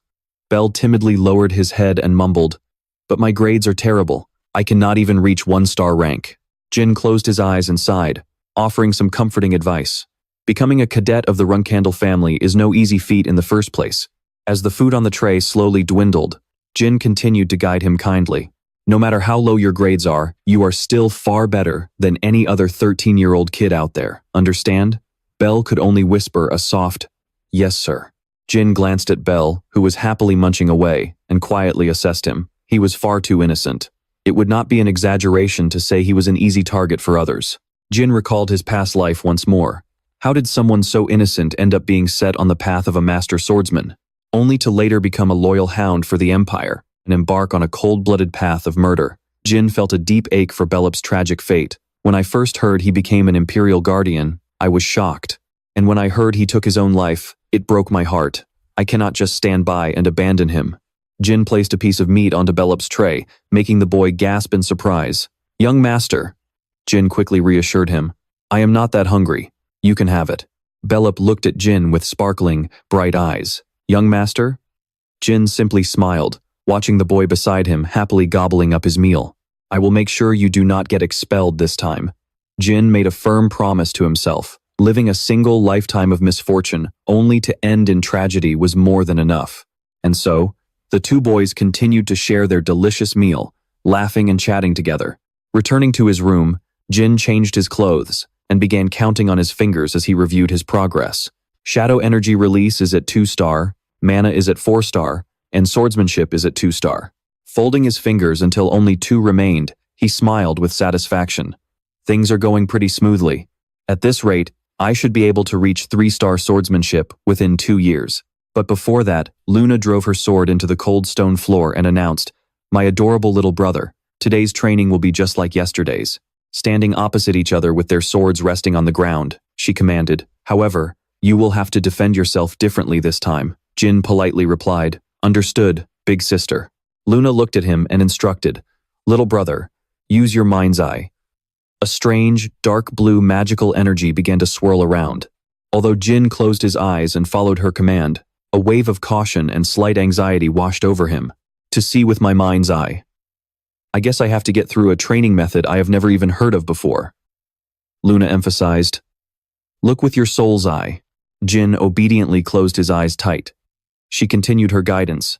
"For those who live to sharpen their blades, possessing the eye of the soul is more important than anything else." Luna also stood tall, closing her eyes as she carefully repeated, "Do not open your eyes." Although he stood still and complied, questions raced through his mind. The eye of the soul, a realm that only knights above 7-star level can reach. But she is teaching this to someone who is barely a 2-star? What is she thinking? Jin pondered deeply. On top of that, a normal soul's eye is achieved by dispersing aura. But since I cannot use aura during training, I cannot even begin to grasp it. In his mind, he envisioned himself as a towering swordsman, clad in heavy iron armor, holding a sword in his hand. concentrating a massive, brilliant flow of energy into his blade. But Jin chose to trust her, tightening his grip on the hilt. No, I choose to believe in her. I am sure she has a good reason for this. I will just focus on training. I believe that one day, I will be able to understand the meaning behind this exercise. Time flew by, and the two of them finished their training session. Luna did not hold back her praise. You did great today too, Jin. You may head back now. Scratching the back of his neck, he gave a bright smile and replied, Thank you, Sister Luna. Watching him walk away, she recalled his training performance and thought to herself in admiration, As expected, I knew he would do well, but he always manages to exceed my expectations. The focus and memory he showed are incredibly rare for a 2-star knight, especially given his immense potential. I'm sure you'll understand it soon, in just a few years. Luna's expression softened, filled with affection as she silently cheered him on. Keep growing, my little brother. Jin returned to the training ground, where the cadets had already lined up in neat rows. They greeted him in unison. Welcome, young master. Belop stood timidly and dejectedly among the other cadets. Everyone was warily eyeing one another, looking extremely tense. I'm sure they are, Garen laughed, putting his hands on his hips. This sparring match accounts for a large portion of our final grade. A good score is a shortcut to becoming a guardian knight, so I'm sure everyone is incredibly nervous. He turned back to Jin and smiled, saying, Today is an important day for you too. Young Master Jin, who had been watching everyone with his arms crossed, looked over in surprise. Garen explained. Lady Rosa said that if you defeat 10 higher-ranked opponents today, you can join the intermediate training group at the beginning of next year. Jin's reaction was calm. Is that what Mother said? That's good news. Suddenly, he cast a subtle glance to the side. Seeing him hugging his shoulders and shaking like a leaf made Jin worry. Belop is at it again. He rested his hand on his head and rubbed his forehead in exasperation. I'll make sure he doesn't get expelled, but he really needs to be more confident. Meanwhile, Belop was so terrified, his face turned pale, and his mouth hung wide open. Garen's voice boomed. Attention. Today, you will all spar 3 times, switching partners for each match, and the 10 best winners will face young Master Jin one-on-one. Everyone responded in unison, Yes, instructor. After that, the chaotic free-for-all began. 2 cadets clashed swords without holding back, and one was defeated, crashing hard onto the ground. Jin watched and quietly evaluated them. They're not bad. They didn't earn their cadet titles for nothing. The defeated cadets were already lining up neatly. He ordered, All right, those who weren't selected, return to your spots. They immediately replied in unison. Yes, sir. Garen turned to remind him. Get ready, young master. Jin's strong hand immediately gripped his sword as he replied casually, Sure. No sooner had he spoken than he swung his sword, ruthlessly knocking the weapon of the previous winner flying through the air, while thinking to himself. Jin calculated that he had already defeated 8, meaning he only needed to beat 2 more. He grew cautious, thinking, To do that, the one I need to watch out for is. Garen turned and yelled, Next up, get ready. A young girl with pink hair stepped forward. Mesa Milcano, a cadet guardian knight of the Runcandel family from the regular class, stepped up confidently without a trace of fear, saying, Please guide me. Young Master Jin knew exactly who she was. Mesa, a noblewoman who would eventually become a guardian knight after completing all her cadet training in the future. Bursting with passion, she raised her sword and took a stance, declaring, Today, I will defeat you no matter what. He had been looking forward to this fight. Sparring with Mesa was the most important part of this test. Jin offered a polite smile and nodded. Sure, I look forward to it. With a sudden burst, Mesa leaped off the ground. Like a raging storm, she aimed her blade straight at him, but Jin easily blocked the powerful strike. He looked coldly at the 2 crossing blades. Mesa, she's gotten stronger, but not to the point where I can't beat her. Jin swung his sword to the left, fighting while carefully planning. The real issue is that I still have to defeat 8 more people after her. Because of that, he easily parried all of her moves without having to do much. Their swords clashed repeatedly, like spiderwebs spreading through the air. Unlike Jin, Mesa struggled to hold her ground, her expression growing more panicked by the second. Why is he only using basic attacks when he's already mastered all those advanced techniques? Both of her hands gripped the sword tightly, shaking slightly with rising anger. I'm sure he's doing this on purpose. But why? Mesa's eyes widened in shock. No way. Jin, standing before her now, looked like a madman, smirking as he relentlessly swung his sword. Terrified, Mesa thought, is he looking down on me? Refusing to believe she couldn't defeat him today, her fighting spirit flared back to life. She poured all her strength into raising her sword, thinking, all right then. Mesa spun her sword, aiming right for the center of Jin's blade, and screamed with all her might, take this, young master. Belop and the other cadets watching from the sidelines gasped in amazement. The more Jin fought, the more fired up he got, effortlessly parrying every single attack with a smug smirk constantly on his face. Her distinctive pink hair whipped through the air with every movement. I won't be pushed back anymore. This time, I'll surpass the young master. Mesa gathered every ounce of her strength, her face tense with effort as she leaped high into the air, pointing her sword straight at Jin. The two wooden swords clashed, but with a single horizontal slash, he snapped her sword in half. The broken blade flew high into the air as the dust slowly settled. Mesa stared blankly at the shattered hilt in her hand, still dazed. How? The tip of Jin's sword was already pressing against her throat. Holding his sword pointed forward, he politely complimented her. Good match, Mesa. Jin then lifted his own sword, which was covered in cracks, to examine it. It's useless now, anyway. Startled, Mesa looked closely, gasping in shock as she noticed the countless fractures on his blade. I can't believe it. Did he hit the exact same spot on my sword with every single blow?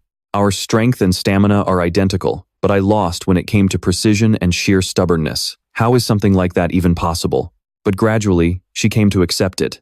After all, he is a child of Runcandel. Mesa called out, young master. She made a loud promise with all the passion in her heart. I'll train with everything I've got and definitely beat you next time. Mesa silently steeled her resolve.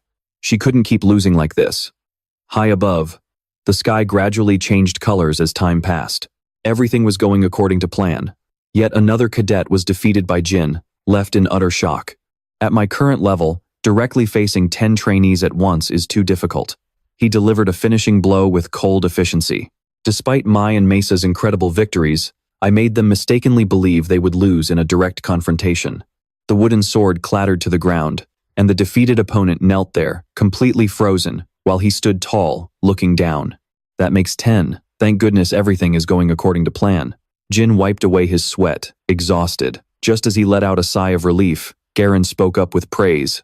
Excellent job, young master. He walked over with a bright smile, showering him with endless praise.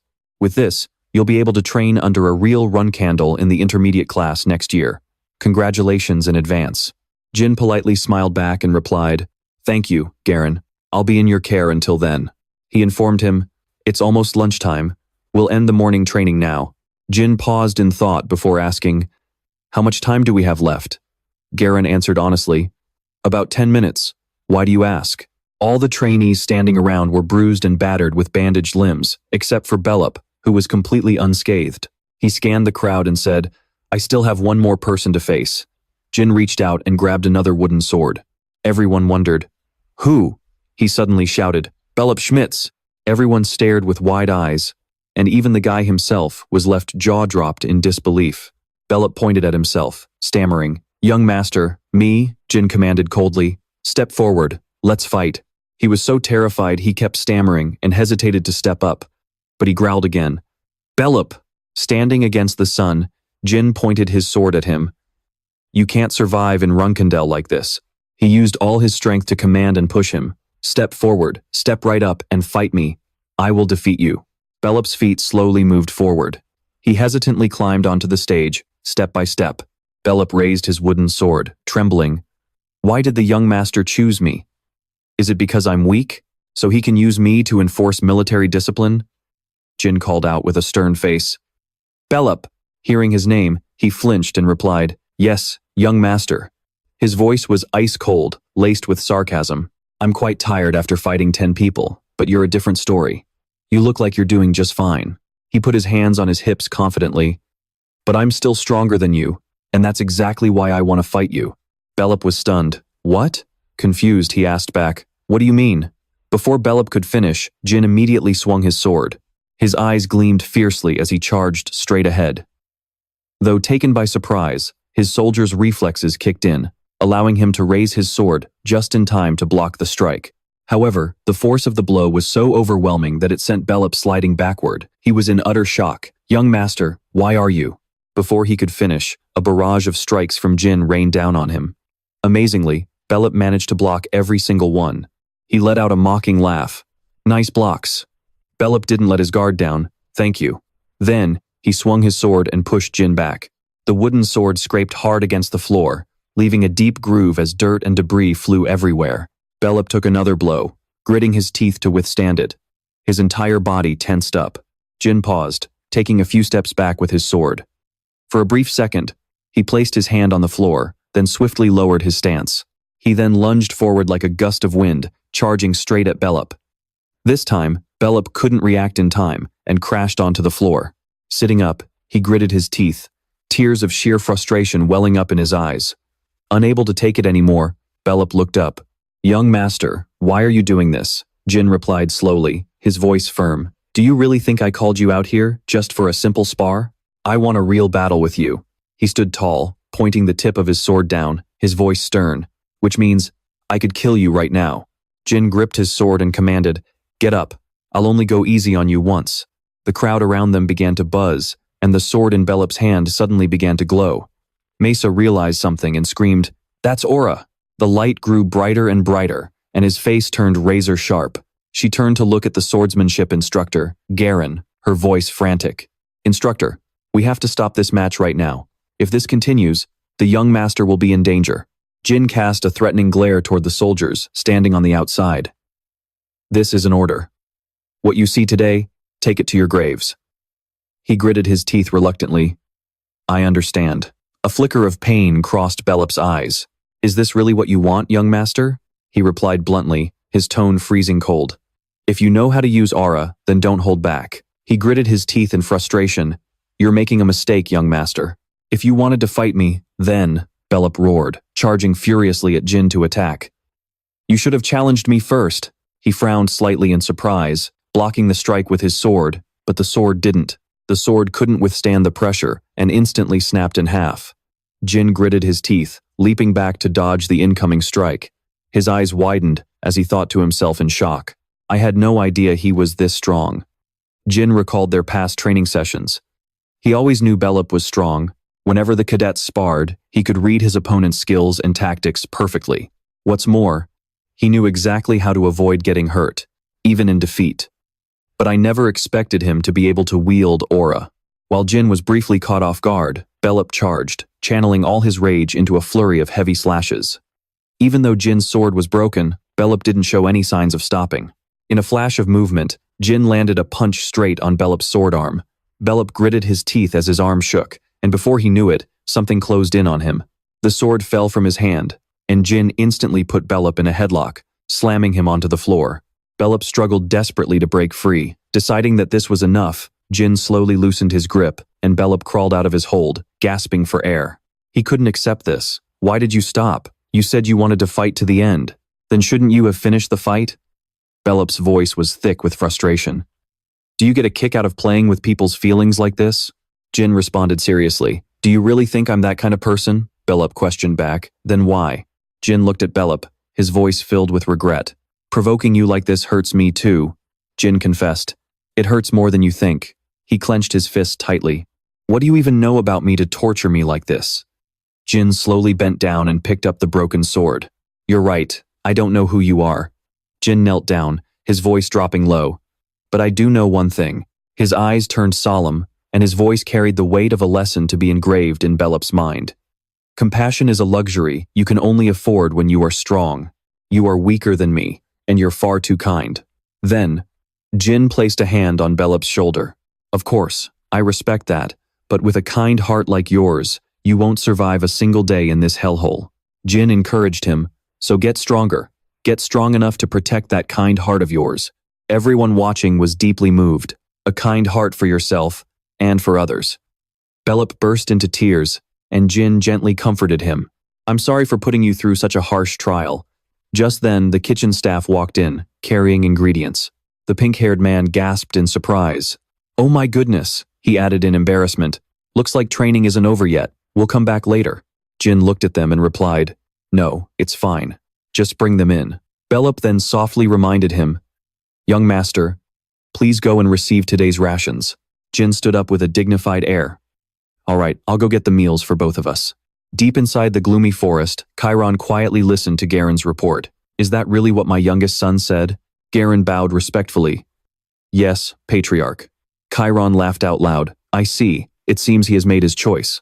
Thinking of Jin comforting Bellup, Chiron smirked.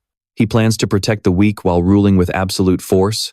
After a brief silence, he instructed, "If that's the case, let him be. I want to see what he's truly capable of. Garen, go back and relay everything to the boy." Garen immediately obeyed. "Understood, Patriarch." Chiron's gaze grew dangerously sharp. "I will give the boy his first mission." In January of 1795, 15-year-old Jin was officially recognized as a 3-star knight. During their first break, some cadets returned home while others stayed behind to train and test their own progress. Upon entering the intermediate class, wooden swords were no longer used for training. Custom-made real swords took their place. Many cadets commissioned blacksmiths to craft unique swords for themselves, and Jin was also searching the clan's armory for a blade that would suit him. But suddenly, a voice called out to him. Luna laughed and sighed. "Finding a sword that fits you is such a pain." Since she had insisted on choosing a sword for him, all decision-making power had fallen into her hands. A month ago, she had practically begged him. "Jin, please let me choose a sword for you." He had reluctantly agreed, thinking, "Oh well, she has a better eye for weapons than I do, so whatever she picks will probably suit me." Shortly after, Luna showed up holding a massive sword in her hands. Jin stared in utter shock. She went on and on. "This sword is called the Slaughter of Bales. I used it all the time when I was your age. It is a massive, sharp blade. Back when I was about your age, I thought I would always use something like this." Luna looked at it affectionately, her voice filled with nostalgia. "I am guessing this is the prototype of Crantel, the sword I used to wield." Her eyes shone with anticipation. "What do you think of this sword? Do you like it?" Jin stood frozen, stammering. "Well, Sister Luna," his voice was strained, "I am really grateful that you helped me choose a sword, but I do not think this one is right for me." She nodded with a hint of regret. "I see, it is okay. I was just kidding." Jin's face darkened. "I do not think she is joking." Luna waved the sword in front of him, having no intention of giving up. "But the Slaughter of Bales really is an amazing sword. It is a bit heavy, but not too heavy." Realizing her persuasion isn't working, she falls silent for a moment before giving in. "All right, have it your way. I'll pick out another sword for you." Jin feels a massive weight lifted off his shoulders. Luna leads him to another room, opening the door as she speaks. "I really put a lot of personal effort into choosing a sword for you." Inside, there is an entire armory filled with countless swords. Luna was very determined to find a blade that fits him perfectly, one that only he could use. She walks over, picks up a sword, and raises it. "And here is my choice." Jin stares in awe as Luna explains. "Since you chose Barasada at the selection ritual, I figured this would be the most suitable sword for you." She draws the sword from its scabbard, the metal gleaming in the light. Suddenly, he realizes this weapon has a deep connection to Barasada, the sword used by the first patriarch. "Bradamante," Jin whispers, gently caressing the blade. Luna smiles, highly satisfied. "You love it, don't you?" He praises it with pure joy. "Yes, this really is the most extraordinary blade among thousands of masterworks." Jin lifts Bradamante, thinking to himself that this is the exact sword he had promised himself he would obtain by any means necessary. He never expected her to choose it for him. He tells himself that both Bradamante and Barasada are highly compatible with shadow energy.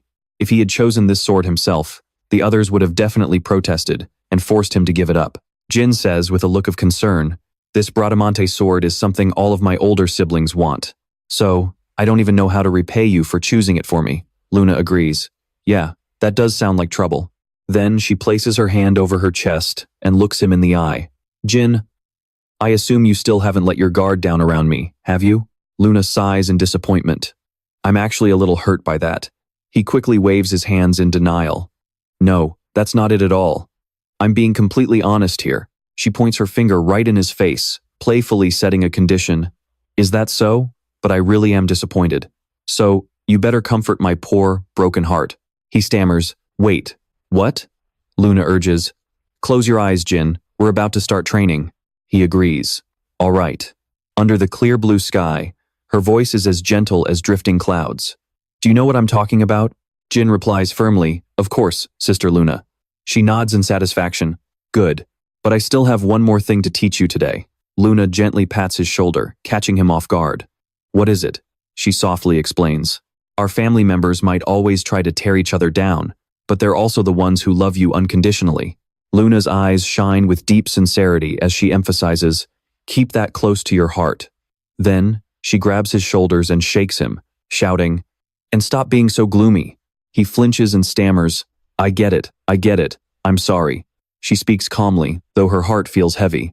I've been living a lonely life in this family since before you were even born. I've had more than enough of it. So please understand why I don't want you to go through the same thing. Jin gently clutches his sore arm and lowers his voice. I understand. Luna walks off gracefully, her head held high as if nothing had happened. She issues a soft yet firm command. All right. Let's begin our training now. Jin, feel it with your entire heart. Inside a luxurious room, a voice echoes. Murakhan. Jin proudly shows off the sword he just obtained. What do you think? Without even turning around, he lies there reading his comic book. Take it back. Kid, you haven't mastered shadow energy yet, so you won't be able to use it. Jin freezes. What? Murakhan advises him in a low, serious tone. If you want to use Bradamante, you need to be at least a 3-star in shadow energy. But you're just a 2-star kid, aren't you? His voice turns stern. You won't even be able to trigger the sword's awakening. Jin frowns, sheathing his sword. I'll reach 3-star soon. He says with absolute determination, I'll be able to use it in no time. Right then, Murakhan slams his book shut. Now thoroughly irritated, he snaps. How arrogant. Listen to me very carefully, kid. Murakhan's face darkens as he aggressively shoves Jin's head, gritting his teeth as he spits out each word. Barasada and Bradamante aren't weapons you can just handle carelessly. You need to be at least a 3-star in shadow energy. That is the absolute bare minimum. Shoving harder, his harsh voice pins him down.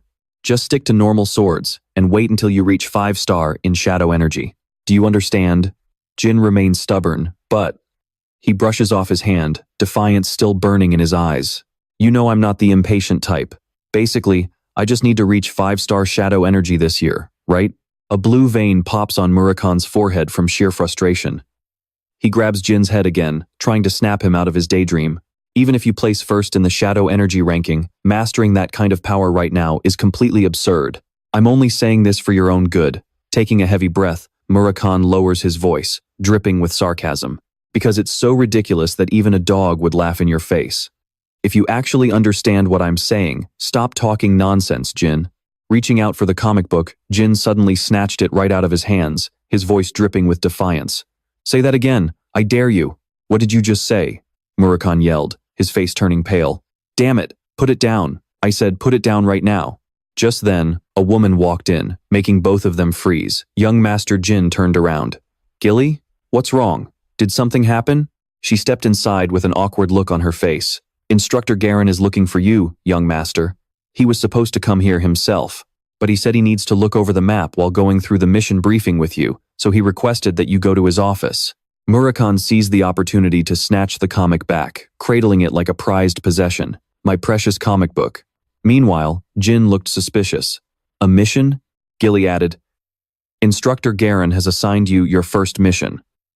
You'll have to set off immediately once your vacation is over. Scratching his head, he gave a slight nod. Is that so? Jin calmly slid his hands into his pockets and said, I guess it's about time. I'm already a 3-star swordsman now, but deploying right after the break is a bit unusual. Gilly chimed in, her voice filled with worry. I suspect it might be a highly difficult mission. Normally, only intermediate level knights or higher are assigned to those. But Jin remained indifferent. They probably recognized my progress, which is why they gave me this assignment. Jin turned his head and gave a casual wave as he walked away. I'll go check it out. Gilly, wait here with Murakhan. She bowed politely. Yes, young master, please go ahead. The dark door creaked open, and he stepped into the briefing room, scanning the area before speaking up. Garen, I heard I've been assigned a mission. He replied, Welcome, young master. Besides you, 10 novice cadets have also been assigned to this mission. Without wasting any time, Garen rolled out a map on the table. We'll be dividing everyone into 2 teams for this operation. This is a search mission near the southern border of the Zhan Kingdom. Someone asked, isn't that kingdom close to the Beastmen's territory? I heard it's also near the area marked as the White Wolf Tribe's stronghold. As Jin scanned the map, his heart sank. Low-level cadets shouldn't be sent to an area like this, he thought to himself. For a first mission, this is incredibly difficult. Plus, the time limit is much shorter than usual. An assistant stepped forward and handed him a stack of documents. Young Master, here is the map and the detailed profiles of the team members. The others whispered among themselves as they looked over the papers. Are our team members really just pre-intermediate level cadets? Even Bellup, whose performance is completely unstable, is on the team? Suspicion grew within Jin. Could someone have intentionally set this up? The image of his father flashed in his mind. Set up? If my fight with Bellup was reported to father, then this mission must be a test for me. His gaze grew cold. Fine then, father. I'll make sure to show you the strength of my resolve. 3 days later, at the southern border. The objective of this mission was to find the heir of the Zan Kingdom's Bill clan, Bill. We'll set up a base camp at the center of the southern border once we arrive. Once everything is ready, each team will start searching and share information by sending someone back to camp at designated times throughout the day. From now on, call me Commander, not Young Master. Any injured members will remain at the camp and rest. The team members' report concluded. Let's just hope the scout leader is still alive. Reporting to the commander, Eddington has spotted beastmen from the Watertail tribe. Jin felt a bit suspicious. The Watertail tribe? But he didn't pay it much mind. Since they were just a peaceful tribe that avoided predators, they probably wouldn't venture near the neighboring White Wolf tribe anyway. Jin ordered, "All right, Bellup, since the snow will slow you down, head back to camp 2 hours early. Return to Area 13. He saluted. Understood, Commander. Jin continued his instructions. The rest of you, search Area 13. They shouted in unison, Yes, Commander!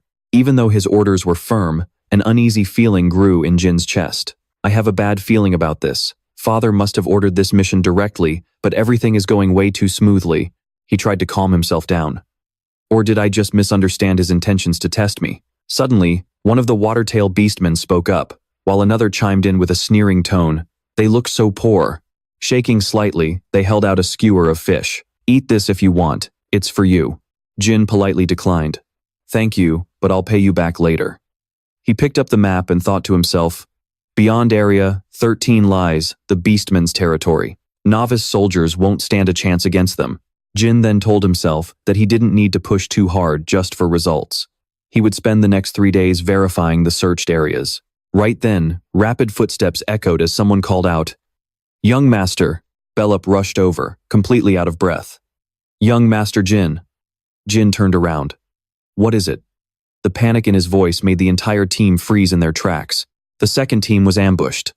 Jin immediately ordered, Everyone, prepare to move out. Bellup, what's the situation?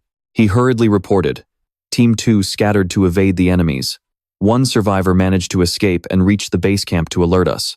Jin pressed. Were they ambushed by beastmen? Bellup quickly shook his head. No, they were ambushed by humans, confirmed to be 3 of them. Attacking the Runcandels with only 3 people? His eyes filled with doubt. There's no way. I'm certain they have backup. Jin immediately barked out orders. Eddington, David, get back to camp and secure the perimeter. If you spot the enemy, do not engage. That is strictly forbidden. Just report back as fast as possible. The squad saluted. Yes, sir. His voice faded into the snowy woods. There were way too many enemies here. Jin ran, his mind racing. What on earth is their goal? Why target Squad 2 instead of Squad 1, where I am? He gritted his teeth. I do not know who they are, but Squad 2 is under attack. I will make damn sure they pay for messing with House Runcandel. Just then, Sierra noticed something off. Young Master, there is blood. Bellup panicked. No way. Mesa, is everyone in Squad 2 gone?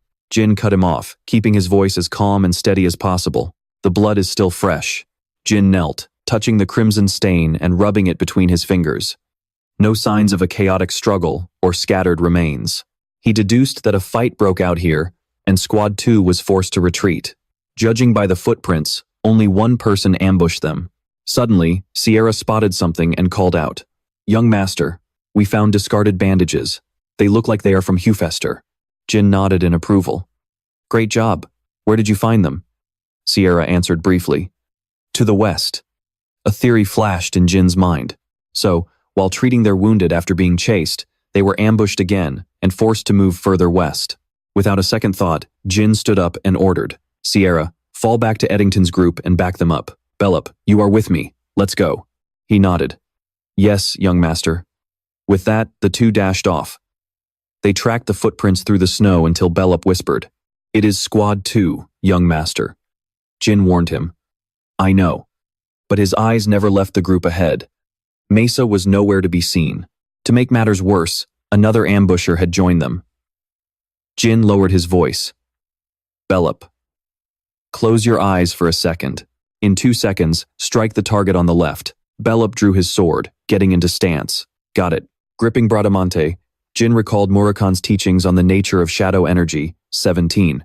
In an instant, Jin unleashed a surge of dark power from his blade, 17. The sharpness and destructive power of the blade spiked as it was enveloped in shadow. He lunged straight at his target with swift, brutal precision. The sword's true power echoed in his mind. It literally erodes matter. Scott watched in utter shock as an enemy collapsed dead right before his eyes. Bellop charged straight at Hades. The man froze in disbelief. What the hell? Sensing immediate danger, Hades snapped his head up. At that exact moment, Jin descended like a dark shadow, unsheathing Bradamante with lethal intent. Bellop closed the distance, forcing Hades to raise his sword to block. But right behind him, Jin delivered a devastating, blindside slash. Hades collapsed, screaming in agony. Jin turned to his squadmates. "Is everyone okay?" Kiko spoke up, clutching his bleeding arm as he struggled to stand. "We are fine, young master. But they took Mesa." Taimon's voice was heavy with sorrow. "We are so sorry, young master." Jin replied calmly, "Do not worry about it. Focus on getting everyone treated first." Hades writhed in agony on the ground. Jin stepped closer, looking down at him with absolute disdain. "What? Are you begging me for mercy? From where I stand, you look like nothing more than foolish lackeys of the Zipfel." Bradamante gleamed in his hand. "I will give you 2 choices." Jin's expression turned ice cold. 1. You confess your faction, your objective, and your base, and I give you a quick death. Or 2. Keep your mouth shut and suffer a slow, agonizing end like the rest of your friends. His voice was resolute. "I am a man of my word. My name is Jin Runcandel, and I swear on my family's law and my own honor." Hades gritted his teeth, his tough exterior completely shattered by sheer terror. "Fine, just spare my family," he confessed. "I belong to a revolutionary group called Kinzello." Jin raised an eyebrow. Kinzello, the name sounded familiar. He was talking about the notorious terrorist organization that was active around the time Jin had died in his past life. Memories flooded his mind. The chaos that erupted when they assassinated King Zan and slaughtered innocent citizens. They called themselves a revolutionary group. But Kinzello's true revolution was making their own leader the ruler of the world. Jin stared down at Hades and pressed further. "You plan to trigger a rebellion in the John Kingdom by slaughtering Runcandel's soldiers." Panicking, Hades frantically explained. "I am just a low-level grunt. They do not tell me anything. I do not even know where the main base is, but my branch operates near the entrance to the land of beastmen. There are about 20 martial artists and 4-star mages there," Jin growled. "One last question. Why did you capture Mesa?" Hades shivered as he replied, "It is for propaganda, to promote our revolution. We were ordered to capture a female soldier alive." Scott gritted his teeth, cursing. "Those dirty bastards."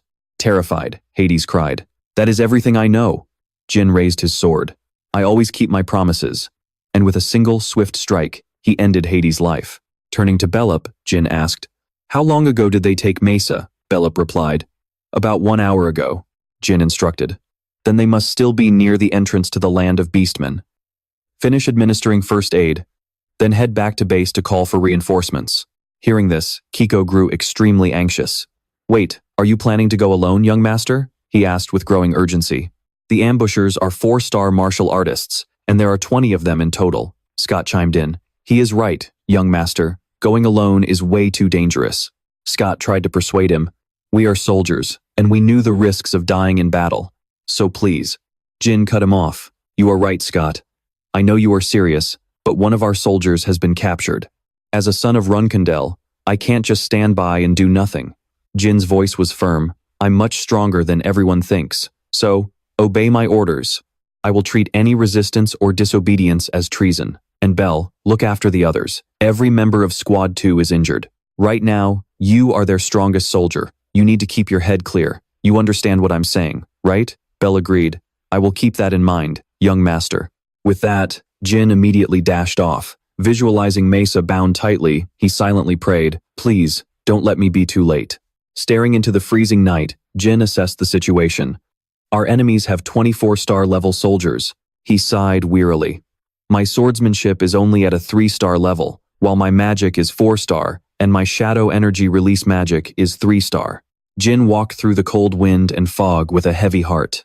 My growth rate is pretty good, but with my current condition, I can't take all of them on at once. My top priority right now is saving Mesa. After that, I need to focus on using magic. I'll try to avoid direct combat as much as possible and focus entirely on finding Mesa. Jin cast a detection spell. Thin webs of light radiated from his hands, spreading through the area like a spider's web, as he thought, scanning the terrain. And if I also combine it with wind-tracking magic here, his hands continuously wove magic circles. He commanded the green streaks of light to head toward the meadow. Jin immediately headed in the direction the magic pointed. They couldn't have gone far yet, but along the way, he was suddenly ambushed. Beams of light tore through the air, rushing toward Jin as a voice shouted, "It's the Runcandel brat!" Immediately, a group of figures lunged aggressively out of the bushes. Jin's hands glowed once more as surges of green light erupted, blasting straight toward them. The attackers were completely stunned. Magic? That Runcandel kid can use magic? Shouts echoed through the chaos. Damn it, just kill him. Jin immediately drew Bradamante to fight back. With a swift, clean slash, blood splattered across the ground. The leader, holding a flaming staff, roared from the back, "Get out of the way! Move!" He immediately unleashed a torrent of fierce flames that surged directly at Jin. In the blink of an eye, a spiral of fire completely engulfed Jin's arm. He laughed triumphantly, believing the boy was trapped. But even though Jin's arm was completely engulfed in flames, he remained entirely unharmed. Jin used his other hand to deliver a fatal strike. Not only did he control the fire surrounding his arm, but he also weaponized it into a devastating counterattack. Jin stood tall and imposing, one hand gripping his sword while the other tightly held the blazing flames. Seeing this, the hooded leader gasped in sheer terror. Still, he was determined to win.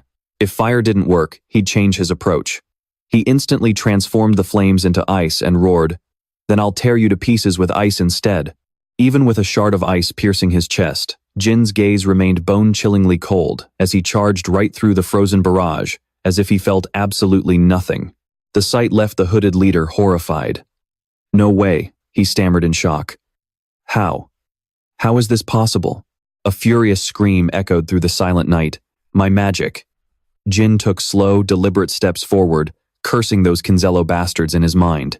Surveying the area, he muttered to himself, "It seems they aren't even trying to hide their tracks, are they?" They seriously underestimated their opponent. Jin reached down to examine the ground. They must have met up with someone else here and used a carriage to move.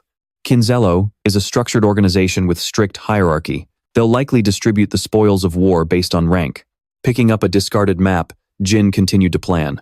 Since lower-ranking grunts wouldn't dare touch a prize meant for their superiors, this is my only window of opportunity to rescue Mesa safely. Jin unfolded the map. I'm currently near the territory of those monsters, so their hideout must be close by. With that plan in mind, he conjured fire magic. I'll create a distraction and find an opening to rescue Mesa. Moments later, fireballs shot out like cannonballs, igniting a massive blaze that quickly devoured the forest. Jin continued weaving blue vortexes, calculating his next move. If I do this, they'll be forced to run out and extinguish the flames. As the fire raged, panicked shouts erupted nearby. "Fire! What the hell is going on?" Anxious voices clamored.